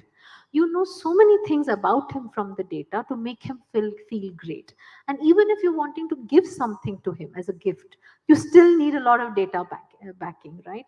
And that is where today we use a lot of social media listening to be able to serve the consumer, especially at that set. Yeah. The challenge that I personally feel is that all of this can be done and technology helps us do it. For the luxury brands at the higher end of the spectrum, it's easy for us to do it in a sustainable manner. Right. It's possible. But once those standards are set, those expectations then translate to almost every other customer around. And then because we can't do it for everyone, there has to be a segmentation. Since you can't do it for everyone, that's where you lay the grounds for building in disgruntlement, losing your customers. So I think the challenge is to be able to find the right amount of expectations that we want. I'll just give you an example of Sephora. So Sephora gets, I don't know if anybody works here in Sephora, but Sephora, what I've read is gets about 80% of this sale from their database of customers, from their own customers. And when you walk into a makeup store, there are not too many women here, but when you walk into a store of cosmetics versus you walk into a Sephora, your experience is completely different. When you walk into a Sephora, you're always learning something about how to do makeup and therefore buying 5 more things and increasing your basket size versus walking into another store where you're just picking up a product. right? So it really depends. Like I said, the whole business has to be streamlined towards a purpose. Saying, I am in the purpose of getting the consumers to look better, therefore the person comes in, and my stores are an education center. Once you learn, you will buy those 10 more things. And you will come back for more because you're not getting that education somewhere else. And this is a live current example happening. Once you make them aware and you've got them hooked onto it and they are going to experiment and maybe continue to use, you're very right. I mean, there are different strategies that we can follow. And, I think category by category and, hierarchy of brands that we have, each one of us will have to actually find our own answers to it. Yes. There's no one pill for all is kind of an answer here. Sephora, what you were talking, so Sephora has two beautiful apps. Right. So as a customer, you are walking in, you are getting educated about fashion, color, and all that. But just to simplify your buying journey, they have two apps. You have the app, or you scan your face, or you scan the color of your lips, and they offer you something basically which goes very, very right with your lips as a lipstick, with foundation, or concealer, whatever you are buying it. So I think all that, right, experience clubbed with tech, I think it can make a beautiful combination, or probably winning combination. So I think with that, I think we can open the floor for a few questions if necessary. I think we are running a bit late. So any questions? Well, if the audience doesn't have questions, I think we can call this session to an end. Yeah.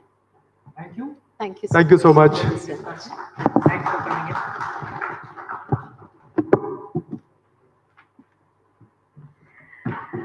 Thank you so much, our esteemed panelists. If you could kindly just stay on the stage, ma'am. Yeah, we would like to present you with a token of gratitude. And I would like to welcome Ms. Janvi R., who's the CEO of Numetrics. Madam, if you could please come up on stage to honor our guests, please.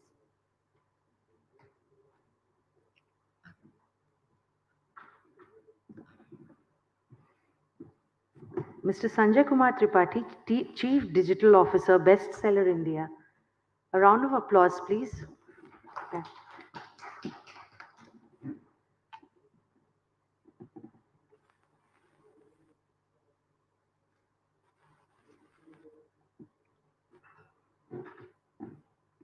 Ms. Mahwah Chaturvedi, CMO and Online Business Head, Bagot India Private Limited.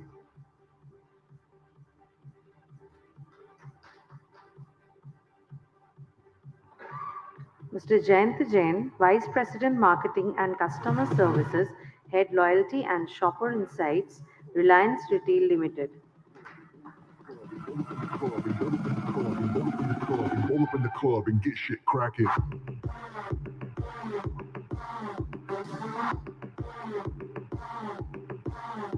So please pose with the trophies now.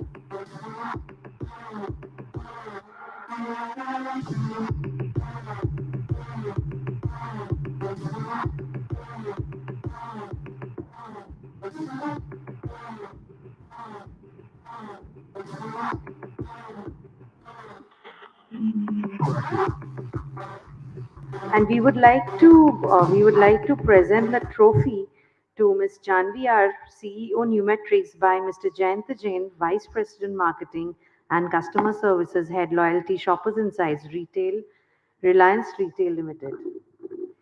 A big round of applause, please.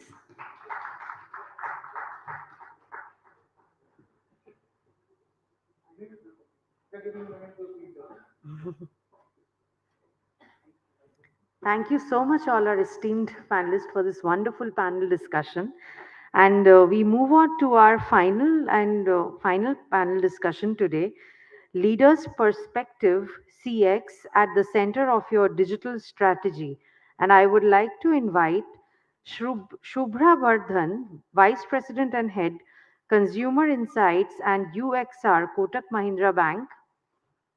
Shweta Srivastav, Director, Customer Service and Customer Experience, Tata Click. Mr. Varke Joseph, Head Customer Experience, Raymond Limited, Mr. Jayant Jain, Vice President, Marketing and Customer Services, Head Loyalty, Shopper Insights, Reliance Retail Limited as our moderator for the final panel discussion today.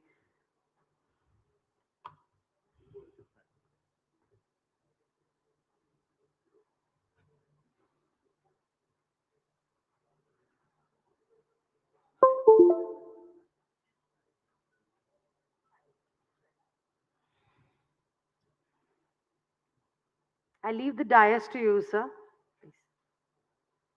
So, and actually I'm back. So with the mic. And With the mic. And with a very eminent panel with a very interesting topic. So I've got Shubhra Bergen, who's VP for Consumer Insights with Kotak Mahindra Bank.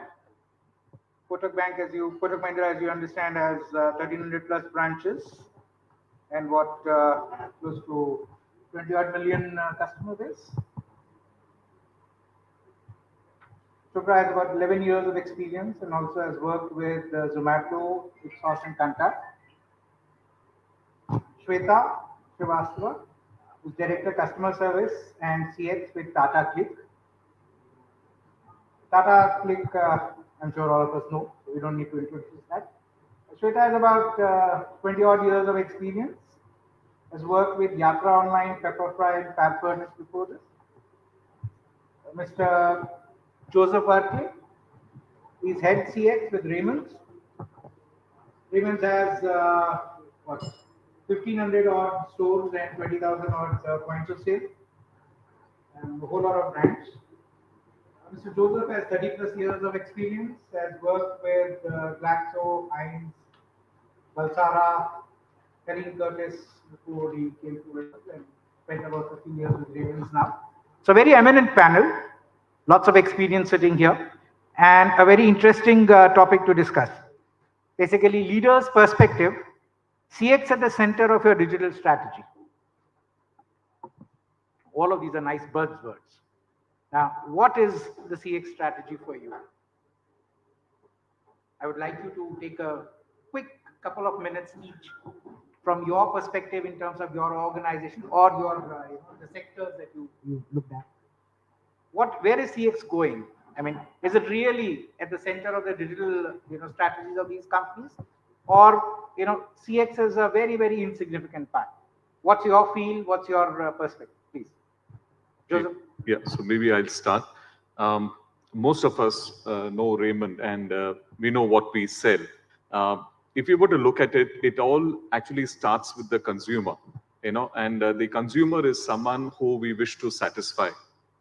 So our experience started ages back. If you're used to walking into a shop maybe 20 years back, if the shopkeeper knows that you're a very valuable customer, you'll be offered, a glass of maybe a fruit juice.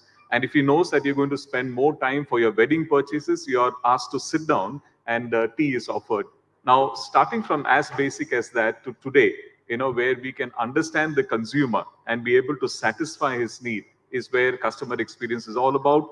And with the plethora of brands available, with the number of outlets, as you rightly mentioned, plus the the numerous consumers that we have, if it is not for digital to tie all these ends up, then we will obviously fail. So therefore, customer experience started long back. Digital experience has now actually enabled us to deliver it to the consumer today. Yeah, so that's from our point of view. And what all do you do in terms of a digital outreach to customers? What are the... So it depends upon exactly the type of service that we give. If I were to take an example, like say, for example, we sell fabric. Now, fabric is not the end product a consumer comes to buy from me. He is actually coming to buy a look. He wants to look better. So therefore, if I could enable him to see how he's going to look in that particular fabric, that is one. Second, if I can actually have his pattern, because each person would like to have a customized fit. So if I can have his pattern developed and maybe retained with me for his future requirements, that's the second thing. And this goes on and on as and when the consumer comes and says, look, I have this need, I should be able to meet that need.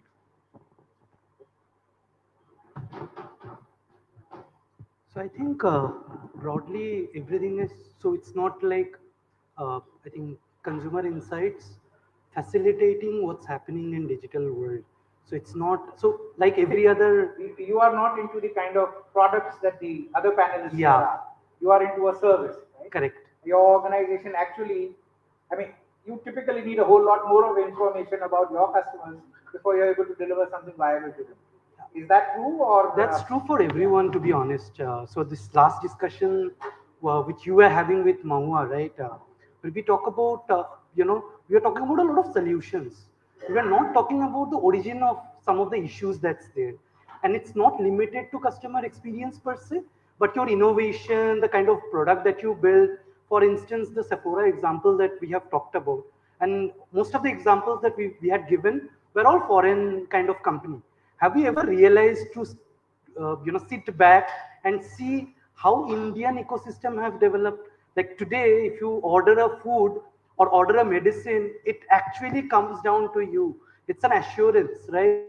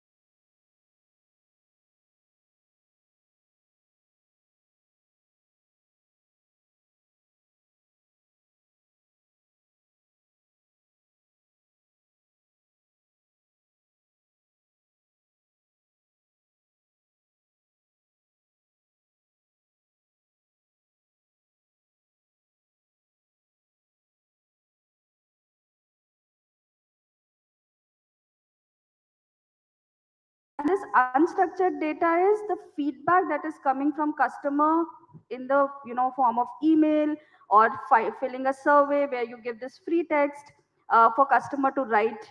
And if you look at both the set, first structured data is what your customers are saying about you, and the second set is what customers are feeling about you, right? And the second set is always more important. In our organization, we always say that anecdotes should not be missed, right? While you say, or you will look at your data objectively and say, okay, my CSAT is 95%, I'm doing fabulous. Look at those 5% also and find out anecdotes and kind of fix that gap. So the second part, that unstructured data, I think AI ML technology has come in now, and it is we use it in our organization. It helps us in at least understanding customer sentiment from whatever unstructured data we have. It goes in the pool, tells us the customer sentiment, negative, positive, neutral, whatever, and it also bucketized the issues for us to look at. And then we can marry both the data and come up with the organization level, customer sentiment. So I think it's also already happening, but you need to be a little careful while you're doing unstructured data analysis and just try and map it with outcome with their output metric like NPS, etc. if it is matching. Otherwise, in another, I think, year or so, we should be there where technology will help us in a great way to analyze those feedbacks. I feel, yeah, I feel, it's like you're loaded with armory. It's like how cooking has evolved over the course of time, right? So you have more armory, you have all the latest technology to cook, but at the end of the day, you need to pick and choose, and you need to know what you are cooking at the end of the day. So all of you guys would agree that the feedback that we get from maybe a quantitative study, right, is as good as how you frame the questionnaire, right? When we go into a qualitative study, it's as good as how you are probing and how you are improvising during the moderation, and how you are taking those the bridges or gaps between the lines, and then how you are further procrastinating your insight and how far you are going. So I think you have lot in the plethora, all AIs, MLs and stuff, but can you make sense out of it is the question. So bringing the domain entirely back into the human prism. Absolutely. What would you Yes, so I think I do agree that we need technology, we need data. So I'll just give an example. Say 30 years back, when we would have to travel, we had the, say the bullock cart, all right? I had to go from point A to point B. I was willing to spend that much of time.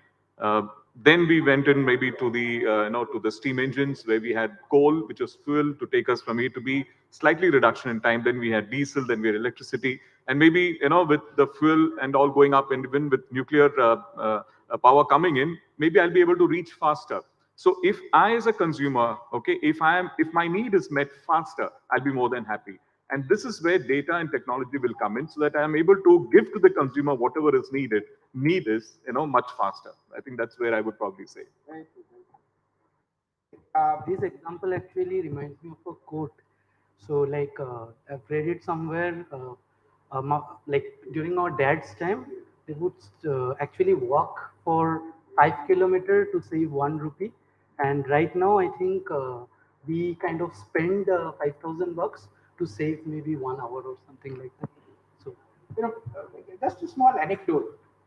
Since you are from a bank, when I was a kid, I think you wouldn't have been born. I wouldn't have been born. So I do look ancient. So when I was a kid, I used to go with my parents to a bank. You would have to get your own money from your own account. You could spend anything from 1 to 2 hours. Those public sector banks, they used to have, to encash a check, it would take 115 minutes. The faster ones would say that we'll do it in, say, 65 minutes. Those are the kind of time frames that, and these were written down. Yes. There were norms for. And you went from one window to the next. Somebody gave you a token, and somebody wrote down. Somebody evaluated your signature, and then you waited in front of somebody else who was drinking his or her tea, and somebody was knitting. And finally, after a substantial period of time, you got your own money out of your own account and you were very happy about it. You came out. Cut to today, where if you have to wait even a minute in that bank branch, you start thinking of, not good enough, I'm going to shift my account. Now, my personal experience, the same old me that, 40 years back would have waited in those banks for hours and hours, even when I had my accounts, first set of accounts used to take a lot of time. Today, if I walk in and if the person, somebody doesn't address me by my name, gets my work done pretty quickly, because now anyway, I don't go to the bank branch to get money, then I go to the ATM. If at all I need money, I don't need money anymore. I mean, there are months that you don't. So, the service parameters have changed entirely. The expectations of the customers have changed. Right? No longer can you expect the same kind of patience or the same kind of delight that the customer feels if you did something. And this entire exercise or this entire experience cycle keeps changing so much that you are on a treadmill running faster and faster to stay in the same place. Now, where do you see your organizations or marketing in this aspect going ahead? We've brought in technology. We are trying to do everything to keep the customer satisfied. Now, why do we want to do that? Because having the customer, retaining the customer and ensure that our business is more profitable. So retention rates are very important in this business, every business. But the customer has so much of choice. Service standards keep on changing and improving. Their expectations from us keep on going on. How do we ensure that we retain those customers? Is increasing levels of service excellence, which are very going to be difficult and you keep on investing more and more, the way to go? Or is building a relationship built on other parameters, softer parameters, going to be the way ahead? Or it would be a combination of all of this? What do you think? I will say it will definitely be a combination because you have to also deal with scale, right? You cannot have possibly human intervention for every possible business unit in your organization. So it is definitely a combination of both. However, what I feel is in most of the organization, retention is part of marketing, right? And and retention means that how many CRM campaigns we are doing, especially for e-commerce I am talking about, which means nudges daily to the customer, come buy with us, push notifications, emailers, probably some discount coupons, basis customer history and what we want to offer. My take would be that it is a responsibility of every department in the organization, not restricted to marketing. Um, Especially the customer experience teams. Uh, E-commerce per se, supply chain is very important because for us, speed of delivery and the speed of return matters a lot. Um, so all teams, customer experience, customer service, supply chain, finance, which is probably working on our refund, speed of refund, etc. Everyone needs to come together and build a strategy, become a part of strategy that drives retention, right? And your higher CLVs, customer life cycle value, and all of that metric that marketing team probably is measuring in silos, it should be a part of KRA of all the functional heads and business heads with responsible for experience. So that's my take on this. So, a lot of what you said is basically organizations must be striving to get towards transactional excellence. Deliver each interaction and each transaction with the customer in a better manner, in a less problematic manner, and Not only transaction, Jayant, but the entire customer journey, right? Now we need to move from a transaction to a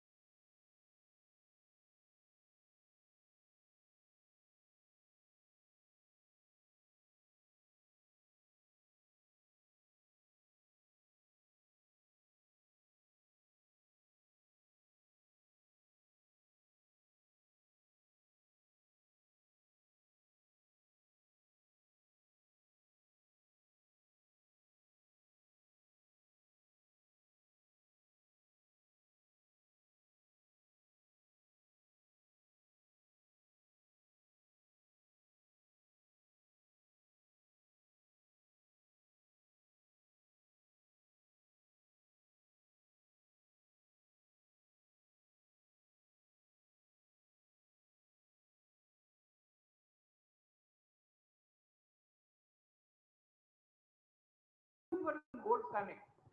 Will that work more? I'll say this way that it all depends upon the type of consumer. Now, if it's an existing consumer who is 35 to 45 age group, certain things would work for him. But if it's a younger customer, maybe not. So therefore, I think what we try and do is that basis the type of consumer, basis the age of the consumer, we try and give him a solution that helps. So if it's a 35 to 45-year-old, then with him, maybe talking to him separately, maybe calling him up and telling him please visit the store helps. But with a younger customer, it's probably just telling him, okay, go to my site, look at all the options. You have any specific customization need, please visit my store. So it's all about opening up across the entire spectrum of consumers that you have today. That's what I would probably say. In fact, that's very true, with these so many different generations of people that we are dealing with, customers that we are dealing with, the need, the younger generation is far more digital savvy than the older ones were. I'll give you an example. Since you said this, there was this young man who had come to our store and he said, I want to try out some jackets. And we helped him try out the jackets and we realized that, he would probably not buy, but we got his phone number. And later on, while we were just analyzing the data, we realized that he had gone to my site and he had bought a jacket. And then we realized that he had actually come to the store to just try on, get to know which size, which fit, which brand, and then goes online and gets it because he gets it at a discount in the online store. And that's how it works. So it depends, how the youngsters are today. Yeah. Very interesting. Yeah. Yeah. So yeah. Today's generation. I was just talking with somebody last week, just adding to what he's saying. We're talking about metaverse. Now it feels like okay, it is coming. We don't know what will happen, right? But there's some work is happening on metaverse, is what we hear every day. That person said, just wait for 10 years. The generation which is now getting younger, right? They are already into that zone. They are into social engagement much more than us. And it is all digital, right? And they will bring the change in the game, and metaverse is for them, not for you. So, yeah. Very different. Absolutely. They are in that verse, maybe, or whatever verse they are in. Absolutely. It's a different verse that multiverse that we are all in. I think their verse has changed. Yes. I think so have we changed, right, from a behavior perspective. Again, if you put in a lens of, how this transaction exactly happened, if you wouldn't have monitored it, it wouldn't have. And you can't say that it's only happening with the newer generation. I think even older generations are following, right? 10 years, 15 years back, no one used to, we always used to, even like I am not that old, but I love interacting face to face, not a Zoom person, right? So, but if you see, even now, my parents, they do a lot of Zoom call, they do a lot of WhatsApp call. WhatsApp vernacular is there. They don't know how to, probably they don't love to type. And then you have a lot of usage of the voice. So one insight is also the fact that your voice option to send the recordings are primarily being done by the older generation. So they are also adapting, right? In fact, that brings me to this whole fact, conversational, commerce, conversational AI, your ability to, interact with people in different languages. How is all of this helping? And are you adopting all of that? Are you building that into your experience that you may build for your customer? It's still work in progress is what I would say. Everyone is putting or in the game basically, but I think it's at a very early stage right now. It's not yet intelligent enough to kind of substitute a lot of the human touch or the human decision making per se. And the way AI kind of works, right? It's basically amalgamation of a lot of data, and then it matures and so on and so forth, right? But I think at the end of the day, what you had mentioned, it's a trade-off between a brand love and then the tangential experience that he's having. So I think for some the break-off is at a very early stage. For some the tolerance level is kind of really high. But I think what enables all of us is basically this data which gives you indication that your customers are vulnerable. I think that's something that we are empowered with, which probably when you had started off, and all of you guys, maybe at that point of time you hadn't. I enjoy that because I think that those lead and lag indicators are there to kind of assist when the customer is going to drop off. Also, just one thing adding to this, it also depends on your target customers, right?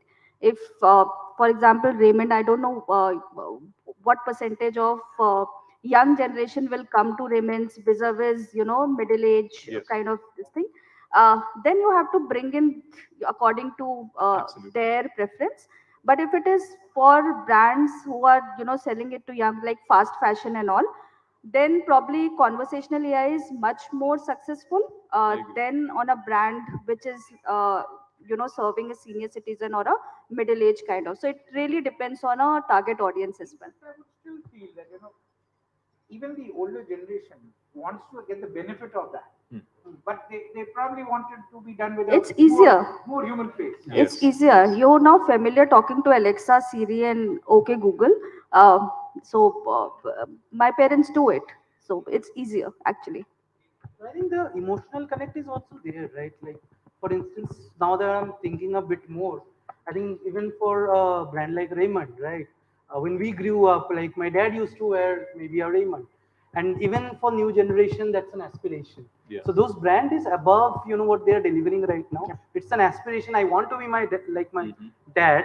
So eventually, I would want to kind of continue the legacy of wearing and. I mean, the suit, if it's a suit, Yes, it has to be. Yes, I meet so many youngsters who are brought into the store by their fathers, and for their first suit or for their first jacket, they are going abroad or they're going to go for the first job. The jacket is, rewarded by the father to the son, and this is a thing that has actually happened over generations, and as you rightly said, that happens actually. Very nice. It's something that your brand invested in a lot earlier. Indeed, yes. The yes. last decade on, surprisingly, it's not been doing that. Indeed, yes, Now, I agree. Why is that happening? I really may not be qualified to answer that, but I think somewhere we got swayed, away by the need that we need to bring in more youngsters to the brand, and probably we diluted something over there. It's still too early to say, but yes, we moved away from there, from the father's love for the son through Raymond, the touch of Raymond, and the for the wedding, especially Raymond. I think there was some bit of a moving away, but I suppose we should be coming back to that very soon. I mean, that brings me to this whole question. Customers.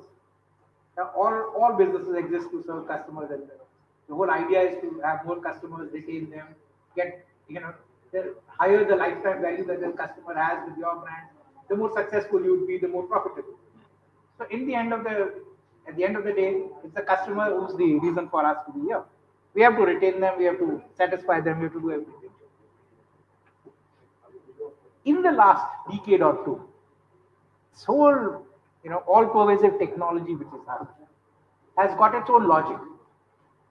Are we forgetting the customer? We all talk about customer centricity. We are all doing it for the customer. But has technology become an end to itself? Are we all investing in technology, and therefore, because we've invested so much, our stake in that technology is so much that we are losing perspective of what the customer is seeing, believing, and feeling today?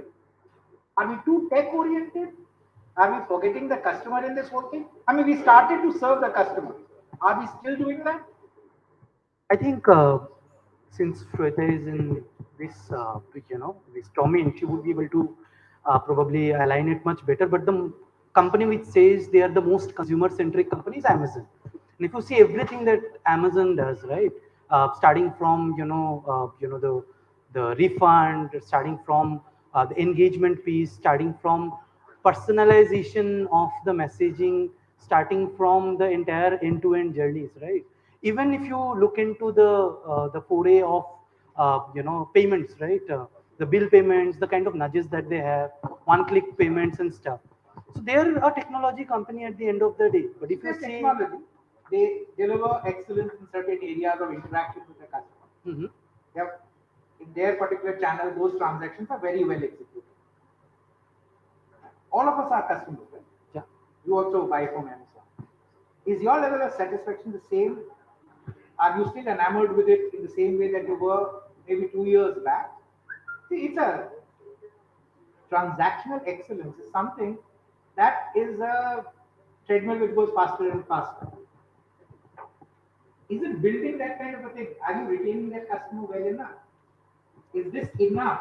I'll answer you in something that we always face. For example, UPI, right? You have two or three kinds of players who are playing this game, right? You have the fintechs of the world, you have all the banks of the world, and then you have others, is basically all your comms of the world, and so on and so forth. So in this entire gamut of UPI, everything is perception related, right? For example, failure happens in all the different apps, right?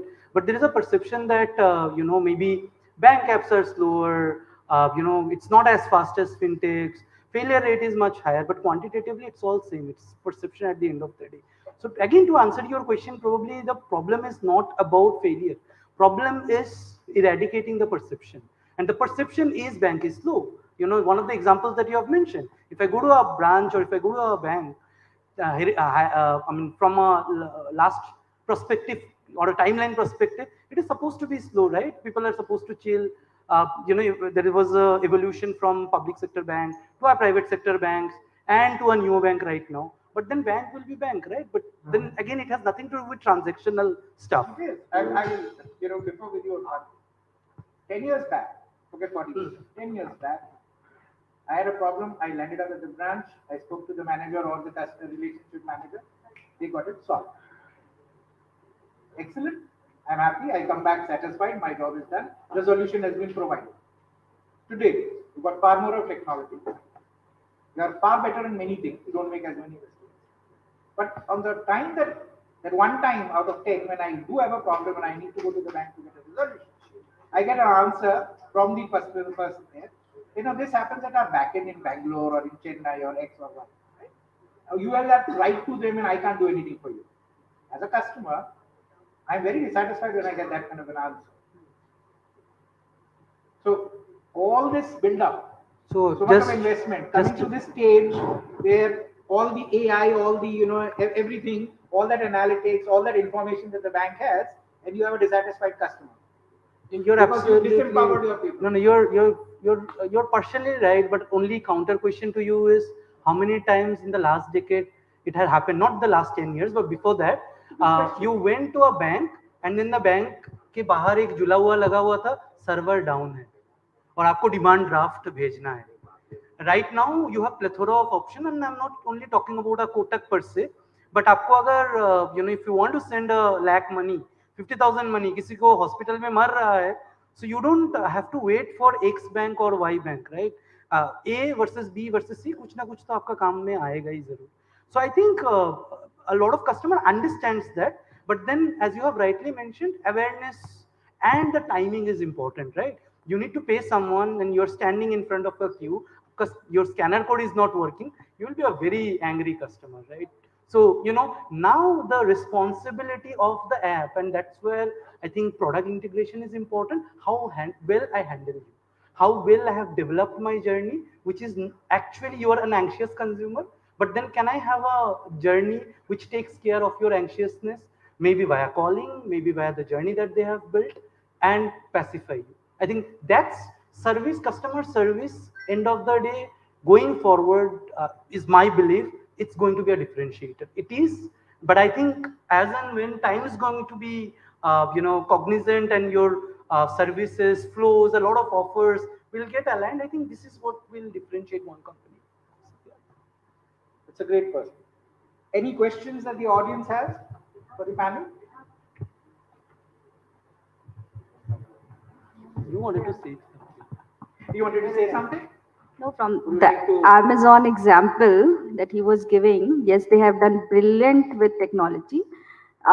But still, if you, and you don't get into any problem if you buy from Amazon, but if you do get, it's very difficult to reach to their customer service, right? So both the things have to, yeah, and you really, then it becomes difficult to just do a simple return or get a money back, right? So it's, your question is also correct and he's also right. It's like a right combination of both. Yes. That you need to write. Yeah.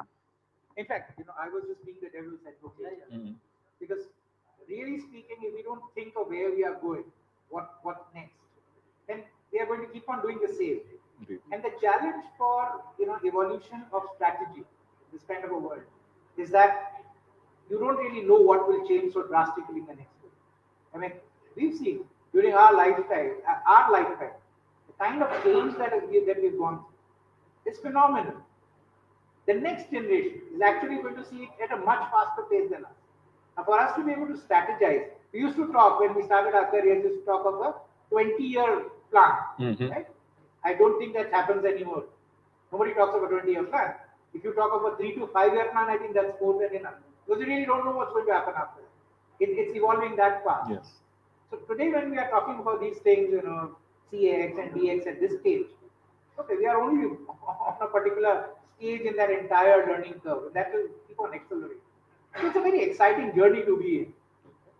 And I think there's so much to learn from each other that, no single answer or no single discussion is going to be able to provide those answers. Technology has now taken over our airports. That just surprises me how, entire airport functioning is on basis QR code, right? From you enter and you board the flight, everything is tracked and managed. So there are a lot of benefits, and I think you're right. It's an exciting journey, and our next generation probably will see a better phase. Yeah, right. But I think it's definitely different in China. Yeah, but I think one question actually arises is the amount of choices and how much cognitive load you are taking.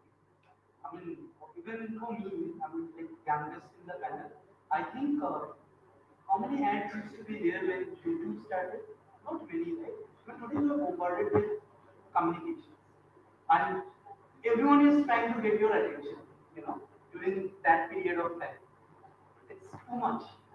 Sometimes it's too much. You are on a very slippery slope. Absolutely. Great. Fantastic discussion.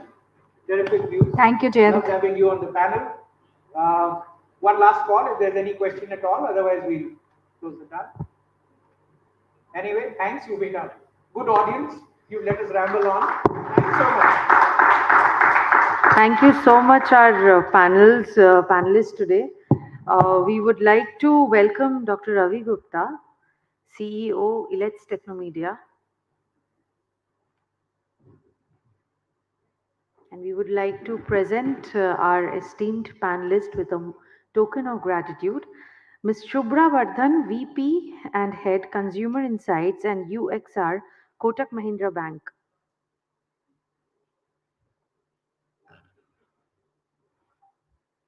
A round of applause, please.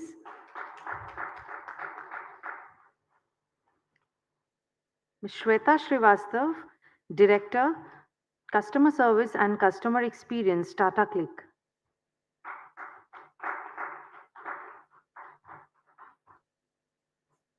Varki Joseph, Head Customer Experience, Raymond Limited.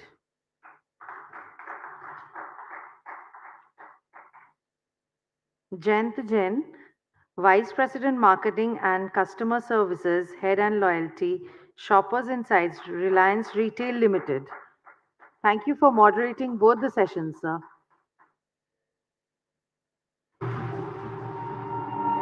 We would also like to present the award, the DX Leader Awards today. And we would like to call upon stage Mr. Amrish Singh, Chief Information Security Officer, Godrej and Boyce, please to join on the stage with our panelists as well. Please stay on the stage, sir.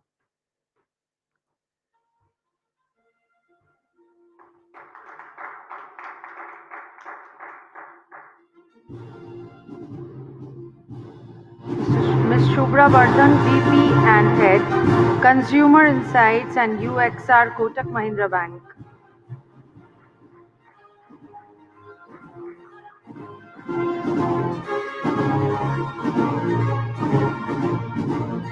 Shweta Srivastav, Director, Customer Service and Customer Experience, Tata Click.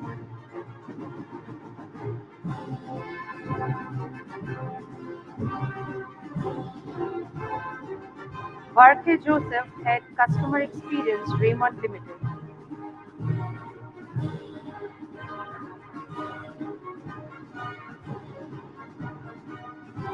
Jayant Jain, Vice President Marketing and Customer Services, Head Loyalty and Shoppers Insights, Reliance.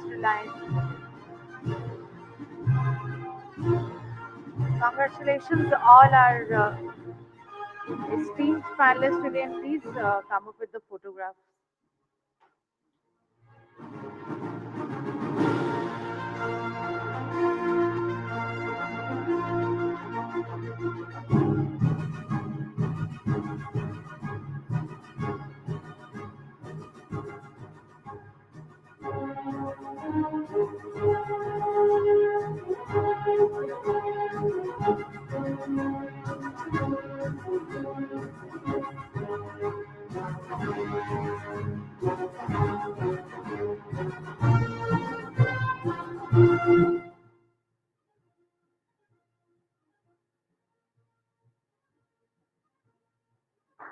Thank you so much, and many congratulations, all of you.